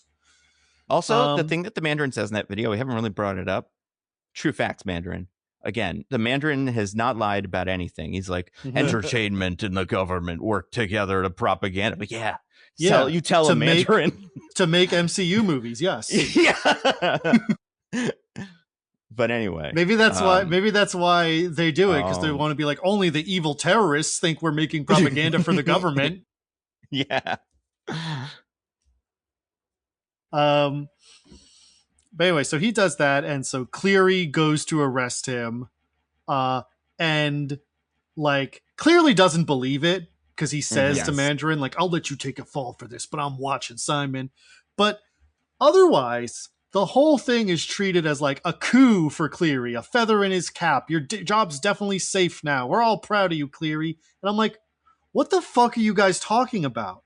He made a deal with a convicted felon, let him be loose on the street for months, believing that he was like, making a plea bargain, like working with him. And instead, he made a major terrorist action with his freedom, which Cleary knew nothing about and couldn't stop. That's like a colossal fuck up. Yeah, that's true. It's pretty bad. It's like, and it was like, hey, how did the Mandarin get out? It's like, I think the Mandarin was working for Cleary. What? Yeah. we had him arrested and just let him go? There's video of you guys tackling him in the airport? Oh, yeah. So it definitely has been you guys the whole time. Shit. All right. Well, yeah. Don't we even like let the Mandarin go back to like the scene of the crime? Like LA is where he does one of his explosions, which is kind of like, in Iron Man 3 we learned it's not really explosions, it's whatever. But still, it's like, do you want him to do this? Like, is this, you're going to really raise his profile and then arrest him? And then that's a plan, I guess. And something that I wouldn't be shocked if any of our wonderful defense agencies did. But yeah, Agent Cleary really gets super lucky there. Yeah. And the luck is only that his boss decides that, well, you made an arrest, so that's good enough. Mm-hmm. We filled this prison with someone you already had and could have put him in at any moment. And who really doesn't need to be there because he's just a guy. Mm-hmm. Yeah. Multiple witnesses can attest to that. Avengers and also, everybody. Iron Man said it probably at some point because he just found him and he was like, this is just a guy. But also, our Supermax mega prison is one that if you pull enough strings, just some guy could walk into and it's totally fine. See, again, we're in that zone of like plot holes where I'm like, they run this shit really poorly though. Like I'm not surprised. Yeah, I'm surprised more people don't sneak out that way. I mean, I feel like with that prison break, the real head scratcher is like, so the last thing before that we see him do Wonder Manning is he has the big blow up inside the studio because he learned that his best friend betrayed him. And then he has like mastery of his powers. So like, what was he never got angry? Did he meditate? Like, we have no sense for how he's just like, don't worry, man, I'm Wonder Man now. We just have no sense. He learns to channel his emotions into his art. Yeah. Just like Trevor's been trying to teach him this whole time. And also, like, he seems to only get Wonder Man-y when really bad things happen, where people are really antagonistic towards him. Like when his brother is yelling at him, or when Trevor fully just flops on explaining the situation and makes himself seem really guilty.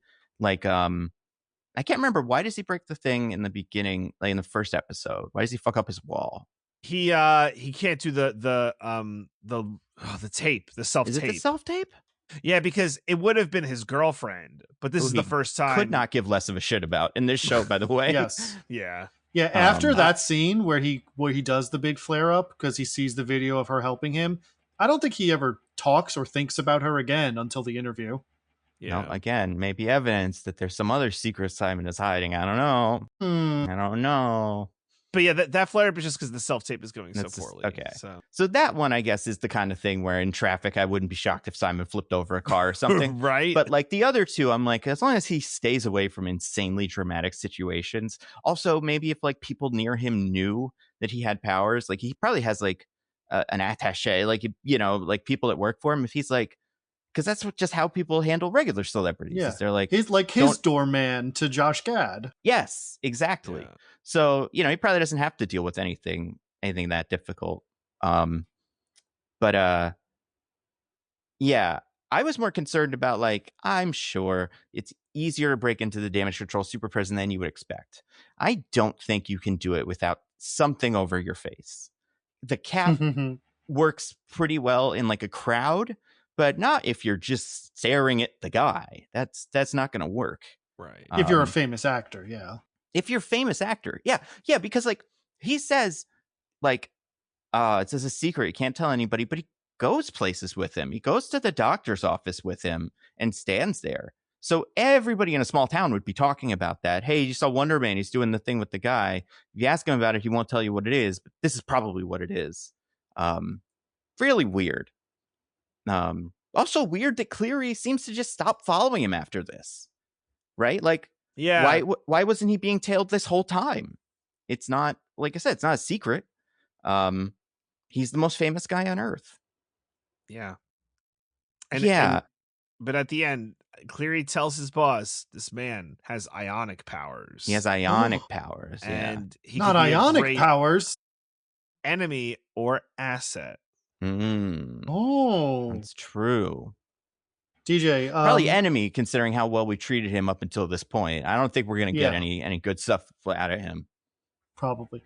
Now, DJ, obviously, we all understand what ionic powers are, but can you explain for the audience's sake?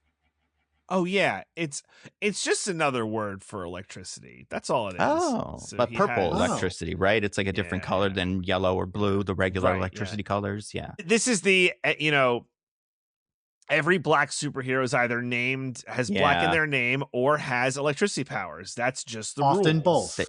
They really do love the electricity powers. It's so wild how much his powers never looked like electricity before. And then they do now because he's black. It's crazy. Because they usually look like little, like, kind of smoke coming off him or like dots, or they just turn his body purple. But like, I feel like that Kirby kind of like circles everywhere is usually how they've ended up visualizing that. But yeah, now it's just like, now it's electricity because he's black and that's the rules. That really is why I didn't even think about that. That's such a crazy decision. But it's fun that they kept going. I mean, listen, as somebody who does the New York Times crossword puzzle every night, ionic stuff comes up a lot. I should know what it is by now. They love using that word to bridge, get some vowels into a thing. Sense. Yeah. But it's one of those things where now if they just type, if like the clue has the word atom in it or like electron in it, I'm like, this is ionic. All right, let's go. Like Rita Ora. How is she in all the crossword puzzles? If the guy that makes the crossword puzzles is here, I've got like 50 words you should just stop using, but I know it's hard. You probably just want to, get it done. The other thing about the ionic powers that I forgot to mention is like, what does Trevor tell anybody about the bombing? What is he like? I assume he still has to go to jail and present some sort of evidence, or there's a story. Yeah, the news report said there were explosives found at the scene. So did they plant them for him? Because that's handy. Yeah, that'd be nice of them. I think they might have actually. Now you mention it, that's what I would do if I were. No, actually, I don't think Cleary. they say explosives are found at the scene. I think they say explosives are found at his apartment. Right. Also, when he made the tape and then called Simon, did you guys think he was going to blow himself up? Because I did. Oh God, no! No, I figured he was. I figured he was turning himself. Take the fall. That makes more sense. But for a second, I was like, oh, he's gonna blow himself up. I will say, like, I guess the excuse is, like we said, Cleary is letting him do it, so they're like willing to participate in the cover up. But like, the fact that this wasn't an explosive could be easily identified by any investigation of the crime scene. Because like there wouldn't be any like trace powder or like detonator or like just like some kind of there would be absolutely nothing to establish that an explosive device was used here. And like they could tell that, and then they'd be like, well, how did you do it? And then he can't explain it, and then it'd be like, well, this investigation's falling apart. Well, I'm the manager, and I just kind of did some wish on Zoom, and I'm too drunk. I can't even think about it. Don't even. I end my sentences with an upward inflection. I feel like, see, what we're not doing here is like a Beatles accent, because that's what it is, right? It's like, you're Wonder Man. I'm gonna do the acting. Acting's important. Acting's the most important thing. In the world. But yeah, you brought me up. Oh yeah, and also if you're the film studio, I feel like you have to go like, well, we do still need to figure out how he got these bombs in here, even if they tell us it's bombs and they lied. Who else was helping him? Like, it doesn't seem like it was just him. And you probably use one of the zillions of cameras that's everywhere around there and figure it out from that. And Simon walks in and walks out. It's why, like, I was convinced the show had to end with Simon, like, getting the movie role. Or so. I mean, I kind of wanted him to not get the movie role, or like, give up the movie to save his friend. But even if he got it and then come out of the closet and be like, I'm a superhero, I did the explosion. This is what. But now I'm so popular, you can't really do anything about it. I thought too, like at what level it's like, well, because we don't care. Now he's definitely that. Like he's a public figure, and everybody must know he has superpowers, because the guy who she shadowed forever is probably like, oh, that was Simon Williams, and he probably told at least one person. But I don't know. Yeah. What was this wheel slice originally?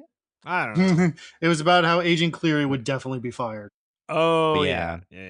So I mean, damage control as we have seen it in these movies, because it started in Spider-Man Homecoming with a different character, and this was originally going to be a show that they like scrapped, but like they all suck at this. And like, I think because Cleary was the one who told his supervisor not to shoot the children in the Miss Marvel show, maybe he just has enough like goodwill that he can kind of skate by and do crazy things. And you think not shooting the children gets him goodwill in the fake DHS, Nando? I don't think so. I think in the fake DHS, see, this is the thing. I think he the lady who's in charge got Bavino'd, and he got homened up, and now he's in charge, and like he has a little bit more leeway to work because of the mistake that was made before. I say. Although, the case against Spider-Man probably didn't go super well for him, considering Spider-Man doesn't go to jail or anything, and people also still doesn't think exist Mysterio. Anymore. Yeah, and he's gone. Yeah. What does he think? People know Spider-Man exists. They don't know Peter Parker exists. Maybe, but then if you know Spider-Man exists, you know that your only interaction with him has been when you questioned him outside of his costume. Do you just remember that as just a blank face and like some guy? I don't know. Find out in the next one. Probably not. But probably not. No. Yeah. You never know. Here's the other question. Now we finished the wheel. Well, we'll do all the big questions, I guess. We haven't done these yet. Could I and could Joey defeat it? What are you defeating in this? Joey, the actor. I said it was the actor thing, just because he's an actor in this. I'm like Joey from Friends, because I think he's kind of right. Brought it up earlier. The character's an actor. Yeah, that's true. Yeah, he's my favorite actor character. I think it's like I like Vince. We could do Vinny Chase as well. I don't think Vinny Chase would do much better, but I do feel like there's something to Joey where he's really bad at hiding stuff. He frequently gets caught where the guy is talking to him and he's like right behind him. So yeah. He'd probably get found out immediately. Like I said, sorry, you go. I was just saying, I'm a way better liar than him, so I would definitely be able to come up with excuses. You could get through a Wonder Man situation. Yeah. I agree. I don't know if they'd cast me as the superhero, but let's say I'm tall and like, Abdul Mateen II is super jacked, then maybe they let me in. Also, it's so interesting. I don't know if it's a bad thing necessarily. It might be a good thing that the show never brings up that he's black, and everybody else auditioning for this role was white, and nobody seems to care. Like on one hand, it's like progress, but on the other hand, it's like, there's no way this wouldn't be something that he has to at some point address. Like there's just going to be protesters or some shit, and like be cool to watch him punch their heads off. But anyway, or punch through their heads. Yeah. What were you saying, Diggins? Sorry. It's okay. I was going to say Joey would be a bad liar, but he is generally a very chill person.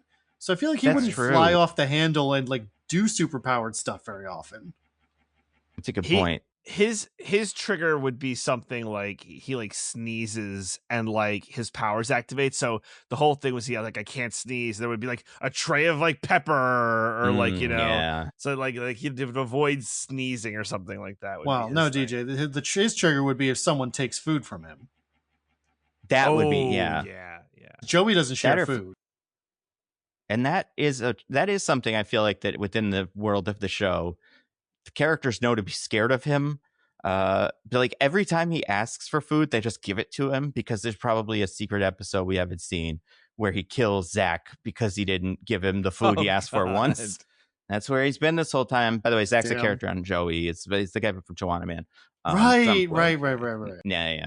He's pretty funny. But yeah, so I do think, I think Joey would have problems with this. I think Vinny Chase would do better. I think Johnny Drama or E would fuck it up for him. Vinny Chase would also never get cast because he's a bad actor. Well, no, he's Aquaman in that universe, so he's perfect for this kind of thing. He was also an Aquaman. Yaya's like they're the same guy. Shit! Oh my god! Damn. Yeah, somebody get Yaya on the phone. Make sure he stays away from that Hyde script. We can't have him following in Vinny's footsteps. Although that worked out for Vinny too. It's really the Meta Ian script he has to get away from. But yeah, and then what was the other question? Is it woke? Is it woke? It's weirdly like, I mean, it replaces a traditionally white character with a black actor, so I feel like that automatically makes the answer yes. It doesn't make a big deal never about mentions it. But Yeah, that's right. the But it woke doesn't. A blind it person wouldn't know that happened. It doesn't matter that it's not important. Although they might, because he does talk about code switching at one point in the first episode. It's true, he does talk about code switching. Or like the second episode, I think. It's when he's at Joey Pants' house. Yeah. But like it doesn't matter if it ever comes up or is important at all. The mere fact that a black person is doing something that a white person used to do causes a small but very loud segment of the population to absolutely lose their minds. Yeah. The only other thing I'll say for woke, and that population is the White House. Yeah, I was gonna say the only other thing I'll say for woke is that damage control isn't the good guys who are just out here trying to keep everybody safe from Wonder Man. Even though, and we didn't really get into this, I think they have a case. You know, in this specific instance, it's like this guy is gonna kill someone eventually. He blew up his apartment complex. That's always a problem with superpowers as a metaphor for civil rights. It's like, yeah, the guy who can explode at any moment and like destroy a building, like there are genuine safety concerns to be had there. Like, it's not like Doorman was just like a weird guy who like people didn't like. He killed the guy, kind of. As far as he's alive. I don't know if Damage Control knows that. Also, do we think Simon... Do you think they're going to make him a mutant? People have been talking about this a lot this week because we never found out what his powers were, but they activated when he was a child. And he traditionally gets them from experiments and shit. So he didn't do that. Yeah, doesn't he usually have his magic tanning bed that gives him his powers? Or that he needs to live? He needs the tanning bed to live. I was going to say, he gets his powers from like an experiment that Baron Zemo does on him and just gives him ions and stuff because why not? But yeah, he's got a lot of... And like, he's one of those guys that like... I think we didn't really get into it here, but like I think he could take the Sentry. He's like really, really powerful in later game Avenger stuff. It's just that he doesn't like fighting people, so he just doesn't really do it that often. But yeah, I wouldn't be surprised if they make him a mutant. If he's popular, you know, which he seems to be. But yeah. Yeah, I mean, probably. I don't know what else they would do. I mean, yeah, I feel like there's characters in this universe that have gotten powers from nothing, and we just don't know where they came from, or like. But like, I got a strong feeling watching the ending of this show. I like saw him zooming up into space with Trevor, and the agents looking down and like, oh, and I was like, we're never gonna see that character again. Very possible. Yeah, which is interesting because like I do think there's spots for him if they they make a West Coast Avengers team, or if they do more stuff with Wanda and the Vision. And Daniel Destin Creighton, because of this and the Spider-Man movie, that'll probably do pretty well. Just seems to like the character of Trevor. Like, so I wouldn't be surprised if Trevor manages to wedge his way into stuff you wouldn't expect him in, and he just tells us what Simon's up to off screen. But yeah. I don't know. I think he might be getting Moon Knighted. No. Moon Knight was in What If. We all remember that. So he technically came back for something. If anything, he's getting She-Hulk, but he's not going to get She-Hulk because he didn't have strong feelings about Israel or something. We don't really know what happened there, but we might never see that character again for very bizarre reasons. I mean, Yahya is cool. I like Yahya. He seems like pretty down to earth. Did you ever see that Black Mirror episode where he made out with Captain America? No, but good for him. Yeah. They like thought they were gay in video games because they played virtual reality games and had sex when one of them was a woman in the game. And then they're like, are we gay for each other? And they kissed. And then they're like, nah. But one of them, I can't remember which one, is like, yeah. But they don't say it because they don't want to be weird. So, yeah. Hopefully that happens in the show. Hopefully. Yeah. What are we doing next week? I can't remember. Shelter. Right. Shelter's coming out. Melania. There's also Melania. Come on. We gotta do Shelter. I also want to submit before the court the Silent Hill movie, Return to Silent Hill. Yeah. It's one of the worst rated movies on Rotten Tomatoes. Also has a bad audience score despite not featuring a person of color or a woman in the lead. I've heard horrible things about it. Like, won't that be on VOD like tomorrow if we just wait long enough? Yeah, I think Shelter is one of those movies where I'm like, this might hit, and then we'll just have to wait a long time. It's a Statham movie. We have to do it. It doesn't matter. No, I agree. We got to go on this streak, man. This is the cycle with and this is Wrecking Crew and Bumblebee, Beekeeper, whatever. And this isn't just a Statham movie. This is from the guy who made Greenland 1. So, you know, this could be good. In fact, he made Greenland 2, though, which nobody likes. So I was going to say, wait, are you telling me the Greenland 1 guy had a movie coming out in January and it wasn't Greenland 2? No, he did both of them. He had 2 movies come out. It's a huge month for him. So we'll see. Maybe one is good, but I haven't seen Greenland 2. My vote's, I don't think we can let Statham down. He's been too good for us. I agree. I think Shelter is a very, very us movie. All right. But my only thing with Shelter is I just haven't heard. If I heard a review that was like, it's surprisingly good or it's the worst thing ever. But like looking at the Rotten Tomato score right now, it's a 72. You know, it's like Wrecking Crew level, right? Or whatever, the Wrecking Man. Wrecking Crew. The Running Man, you mean? Right? Or Wrecking Crew is the one. Yeah. Working Man. Oh, yeah. Making another one of those. Oh, nice. Comes out next year, I think. Yeah.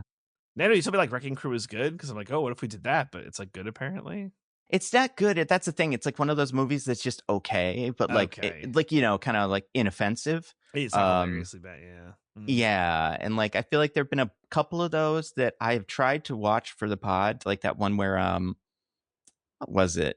It had Priyanka Chopra in it. Oh, the one where the John Cena's president and Idris Elba's prime minister, and they have to work together. And I watched it. I was like, this is just too boring. Like it's nothing. But yeah, I mean, maybe Shelter. I don't know. I'm 50-50. I also don't know anything. I've never played a Silent Hill game. Have you guys played those games? I know a thing or two about Silent Hill. Okay. I feel like if we don't do Silent Hill now, we'll definitely do it in the future. Oh, the other movie we could do is Send Help, which is just like a movie that comes out, which also might be cool. Yeah, the Sam Raimi one. Yeah, it's about people surviving on an island, so like that could be fun. It's stuff about having a bad boss and getting revenge on them. Mm-hmm. Stuff you shouldn't do. But yeah, I don't know. We'll figure it out. We could also watch that Charlie XCX concert movie, The Moment. That's coming out soon. That's true. That's an option. Love that. Yeah. But anyway, but till then, let's do our classic segment. DJ, do you have anything to recommend to the fine people? I do. I can finally come on here and officially recommend Traitors Season 4. It's probably the longest it took a single Traitor season to get good, but it finally got good. I think Explain to me the Ron Funches thing. Okay, so this is gonna be spoilers for Traitors Season 4. So everyone just like skip ahead. So what had happened was in the first episode, he was talking to this woman named Portia, who is one of the housewives, and they always have at least like 5 housewives a season because it's a NBC Universal show. So they pull off Bravo. They'll come for scale. Yeah, whatever. They'll do anything for publicity. Yeah. So they pull out of Bravo, and it's easy to get them, right? So some of them are very bad at the game, and Ron Funches was talking to her, and she was talking like as if she was a traitor, like, yeah, we murdered this guy, and we were talking, and Ron was like, in his like, what the fuck is going on? So at the first elimination, because that's how this works, right? Is like they sit at a round table and then they vote to eliminate someone to try and get out a traitor. Right. He was like, listen, guys, she just said this, and that's what she said. I just want to lay this out. And I don't know what the deal is, but we should probably get rid of her. And everyone was like, yeah, that seems pretty reasonable. So they all vote out and this happens every season, by the way, where there's a lot of groupthink around the first vote because they don't have a lot of information. They don't know who to vote out. So it's like a very typical thing that happens. And then she's voted out and she's like, that sucked. I was a faithful. And then all the housewives get mad at Ron Funches. And then Ron Funches kind of becomes this like poster boy for, oh, he's too manipulative. He's like working the strings, and he kind of gets like ostracized. And then there's like, we don't see everything, but so all the interviews he did about the Traitors were like it was bad. I spent way too much time with Michael Rappaport.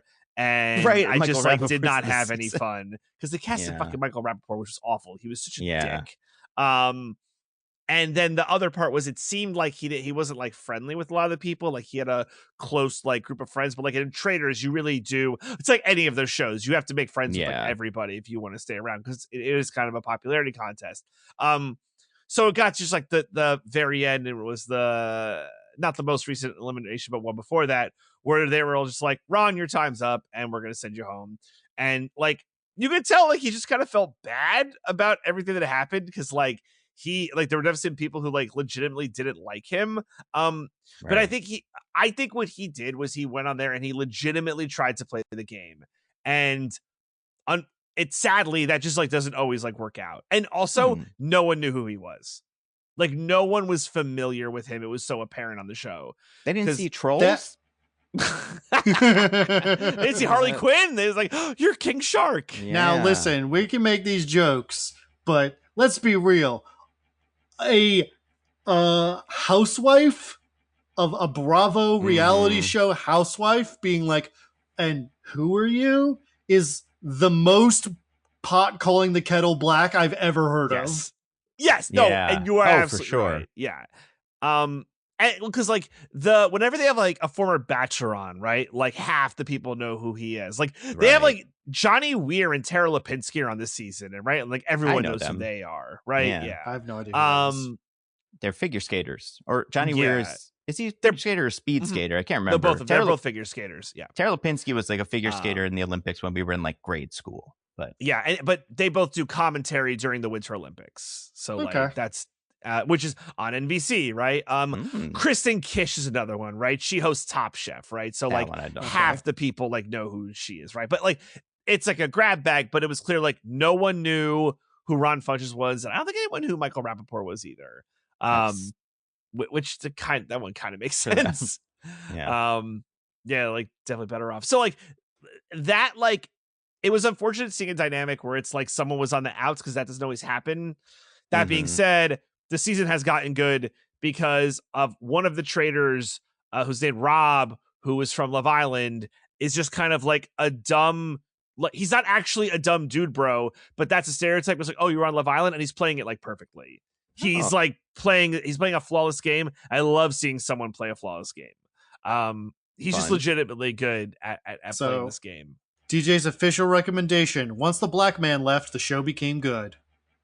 Listen, I was upset, and I was also glad for him because he was definitely freed.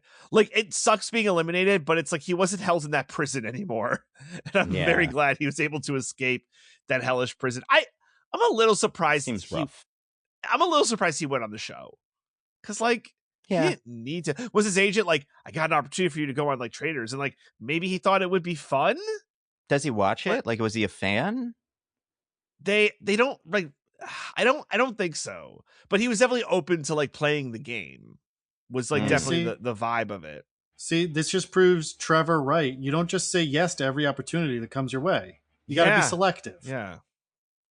And like that's the other interesting thing about it is like there's a prize at the end. There, you know, there's a cash prize at the end. Oh, that's usually in like the like 200K ish range because they earn money along the way, so they don't know what the final prize will be, but it winds up being in like the 200K, and that's usually split among like 2 or 3 people depending on how many people make it at the end, or if you're a traitor at the end you get all of it. Nice. A traitor's never won this season, but I think a traitor could win this season, and I think it could be Rob, and I would be so happy because I kind of hate all the faithful, and I'm like, yeah, I think him winning as a traitor would be pretty good. Wow, somebody clip that and send that to some like evangelical groups. DJ saying he hates all the faithful. As you know, depends on what faith they're full of, Diggins. That's true.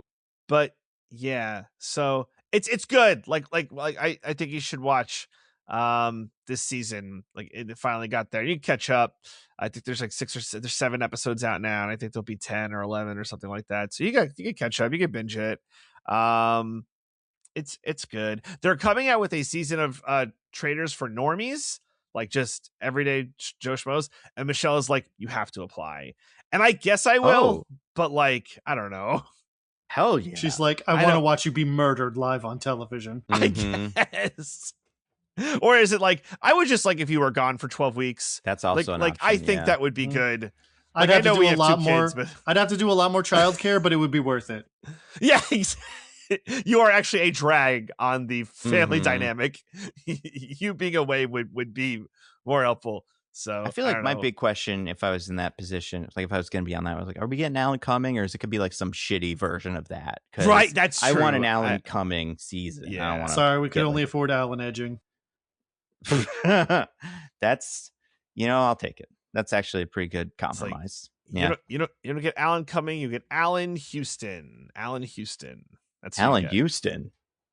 Yeah, former Knicks point guard. Is he still going? I mean, maybe he's probably still alive. No. Is he still alive though? He's like in his 40s or 50s. He's not dead. Right? Yeah, but he's a football player. They don't last so long. Some of those guys, basketball. Basketball player, but some of those guys don't. Last forever either. But yeah, I actually now want an Alan Houston hosted Traitors season. I wonder what I think it'd be pretty good. Yeah, you're right. He's 54. Yeah, right. Like I'm sure he's fine. Yeah, but and he's a special assistant to the Knicks or general manager of the G League team, which I guess is their like. Oh, okay, yeah. Kids he could come out for it. I think he'd come out. Yeah, I think we could get him. So. I think people would be confused because, like, yeah, I think he would be say confused. Alan Cumming. His Scottish accent probably wouldn't really clear. Like you'd be like, he's doing a bit, but you wouldn't quite understand it. But whatever. Someone reach out to him. See if Alan Houston wants to host the Normie Traitors. Anyway, so watch Traitors on Peacock. It's so much fun. Tickets, what do you have to recommend for the fine folks? I've watched a few movies since we last recorded. I'll try to get through this quickly. One, as I mentioned a couple of weeks ago, I've been reading a ton of Poirot novels by Agatha Christie. Oh, right, yeah. Still working my way through those. Turns out there's a lot of them. But I decided to check out a movie adaptation of one of them that I hadn't seen before. So I watched Death on the Nile. And now... The new one? I was going to say, you may be thinking, with Gal Gadot? No. Enough champagne to fill a Nile. No. I watched the old one from the 80s with Peter Ustinov. Oh. The one that's good. Death on the Nile is one of the better books, I think. I've read that one now. Honestly, they're mostly very good. Or at least, good. Very rarely does she write one that I think is kind of a miss. But anyway, Death on the Nile is a good book, and so I wanted to watch this adaptation of it.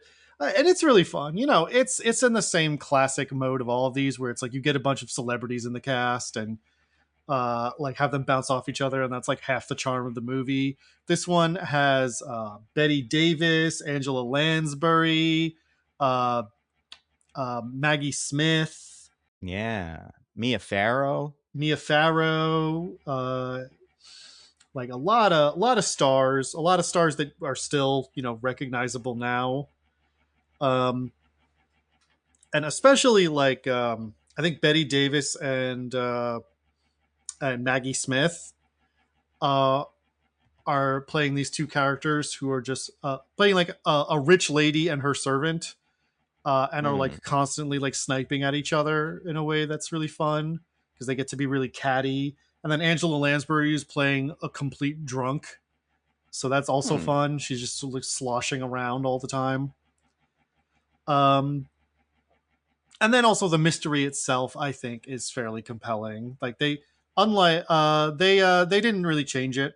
Like they changed some of the particulars, but the basic thrust of it and the solution is the same as in the book, and that is a well constructed mystery. So I think that makes sense. Cool. So I had a lot of fun with it. Have you ever watched the new one? Not Death on the Nile. I've watched the other two Kenneth Branagh. Death on the Nile is pretty funny. It's not just her. Everybody's putting in weird performances, and they're all predators or whatever now. So that part of it's fun too. Or like that's the one with Russell Brand, and Armie Hammer, right? And Armie Hammer, yeah. Which I cannot remember what the deal is with him, but I know Russell Brand is like full on predator, like going. Yeah, Russell Brand has gone like way off the deep end of like so undeniable. He's had to retreat to right wing grifter YouTube. Yeah, Christianity found Jesus. That's right. Good for him. Then over the weekend, a friend of mine and I caught No Other Choice in a theater, which is the new Park Chan-wook movie. This one, if you hadn't heard of it, is about a guy who he was like a manager at like a paper company. He had like this very specific sort of job, and he gets fired because the company gets bought by an American firm and they're just downsizing. And so he has a lot of trouble finding another job in the same field. So eventually he gets desperate enough that he decides he is going to murder everyone more qualified for this specific kind of job than him until he can get one. Very good. It is really good. It is if you watched Park Chan-wook's last movie, Decision to Leave, that was kind of a departure for him. It was a much more understated kind of movie than he usually makes. This is kind of a return to form. It's more it's a little denser and a little funnier. Like there's a definite current of black comedy running through this that I really appreciated. But it's also just like, man, it's just a really bleak movie in that really good kind of Park Chan-wook way. So it's I really not as good as F1. F1 is a better picture when you really get down to it, if you're an Academy voter, apparently, yeah. Mm-hmm.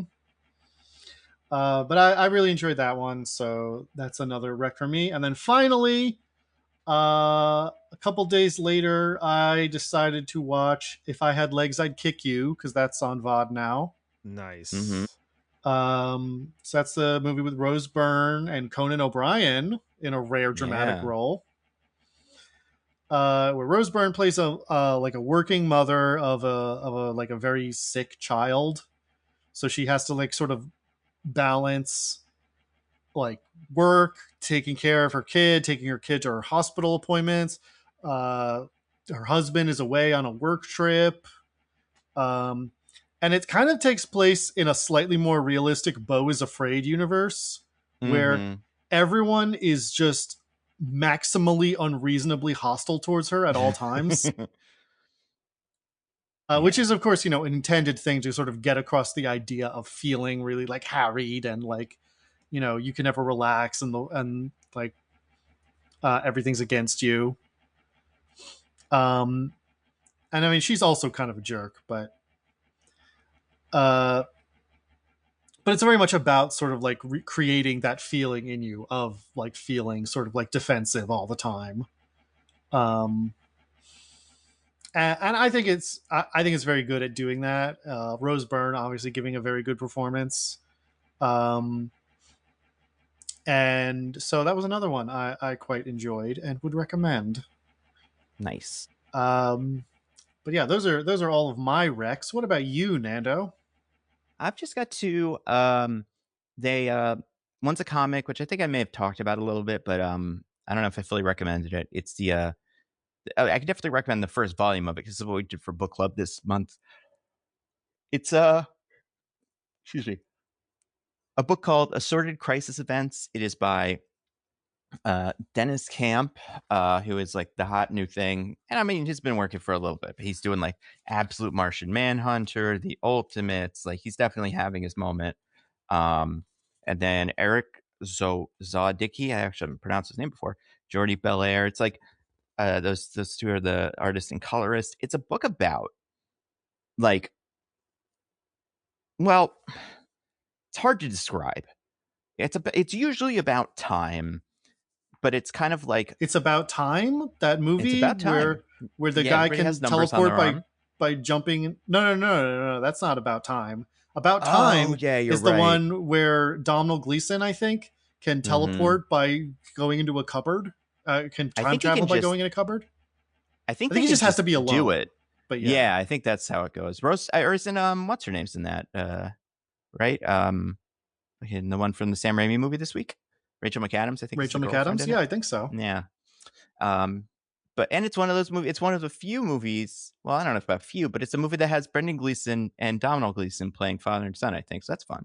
Oh. I kind of remember that. Anyway, It's About Time, and it is kind of like that. It's the first issue or first volume is 5 incorrect, issues. Nando. His dad is played by Bill Nighy in that movie. Similar to me. He should have gotten the other one. That one would have been better. Is it Rachel McAdams? Is she the girl in it? It is Rachel McAdams. Yes. Okay. I often confuse her and Brian Cox. So that or not Brian Cox, the other one. I confuse all of them. There's a little train or like a little merry-go-round of different guys, and they're both on it. But anyway, so yeah, the book's about time. Each issue is its own thing, and they're all kind of like little sci-fi things. So, like for instance, there's a book that's kind of the Groundhog Day book, but it's like way more complicated than that. And they're all metaphors for stuff like anxiety or whatever. But it's very good. It's hard to explain.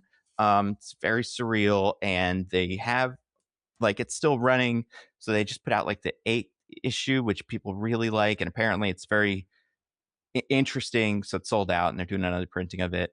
But like it's a small, like there's not a lot to catch up to because there's only this one volume and then a couple other issues. So it's something you can really jump on pretty quickly. And then I watched a show that I don't know. Have you guys seen this? It's called Last Samurai Standing. No, okay. I don't think so. So I don't know fully what this is because I haven't finished it. Like I don't know fully what.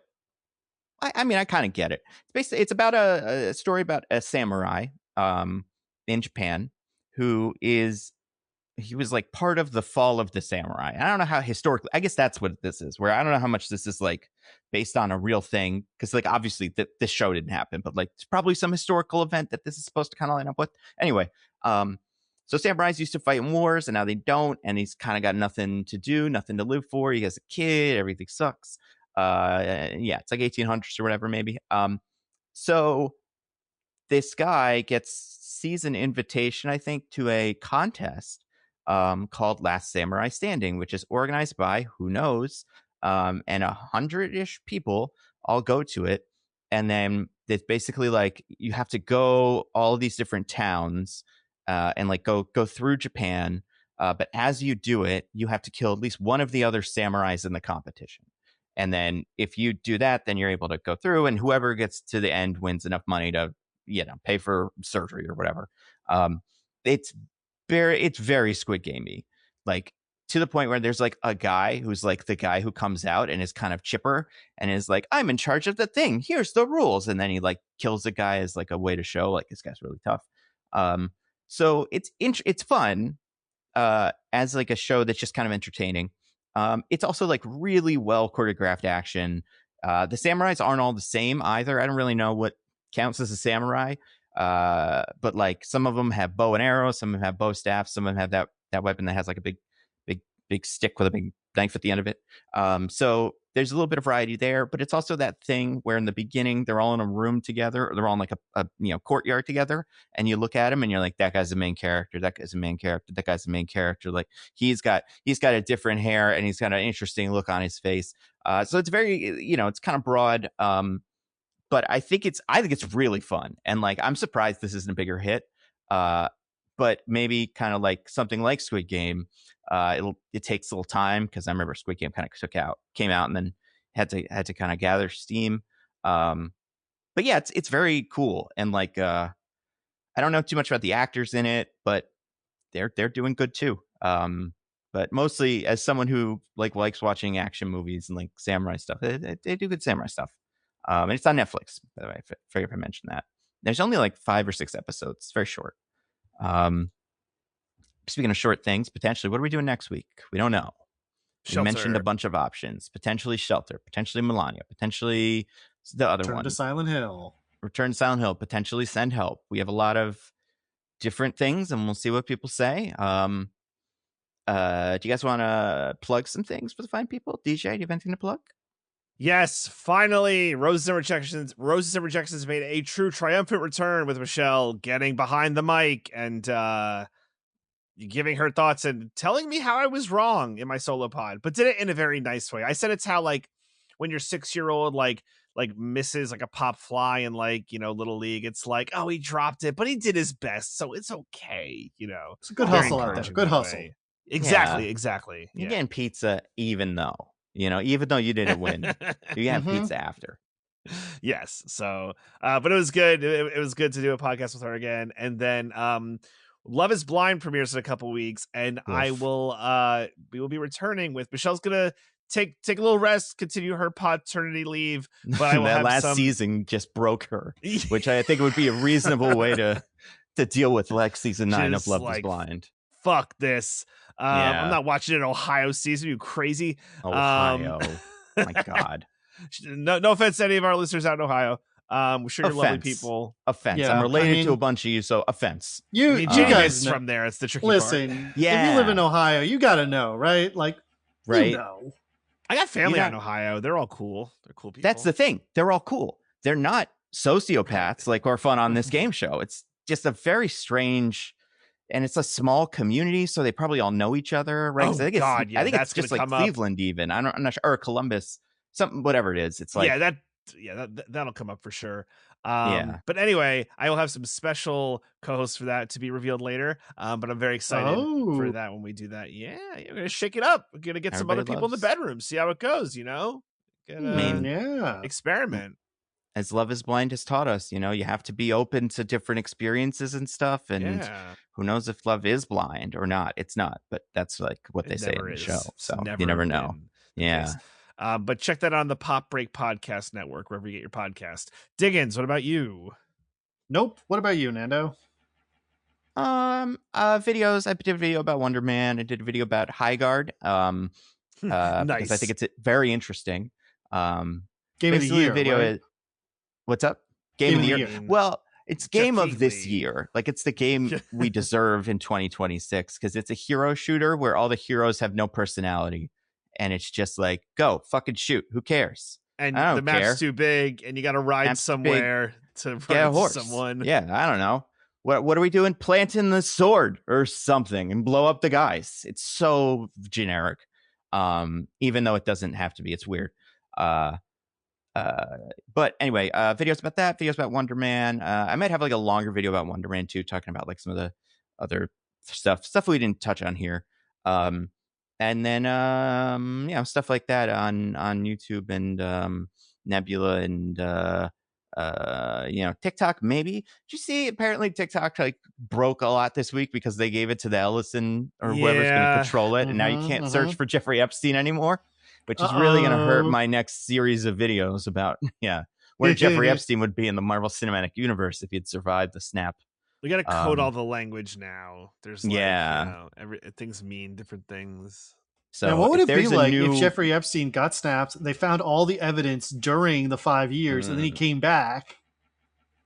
Did he serve any time in hell or whatever? Like, he didn't experience it. Yeah. I think he could get a lawyer. Well, Alan Dershowitz is kind of not great, but like, I think a lawyer could get you out of 5 years of prison time for saying 5 years have passed since my client has been able to do anything. You know what? He'd get a pardon anyway. Well, the Red Hulk, yeah, probably. I feel like he's got a lot of secrets. Or you could just say a scroll did it. I don't know. But yeah, so if there's a new TikTok in like a week that everybody leaves this one, goes to a new one, I'll be on that one too. But until next week, you guys, I've been at Nando V Movies on Twitter. I'm at Zippy by Day on all the socials. I'm at C Diggins exclusively on Bluesky. All right. Goodbye, everybody. Goodbye. Bye. Bye. We love you.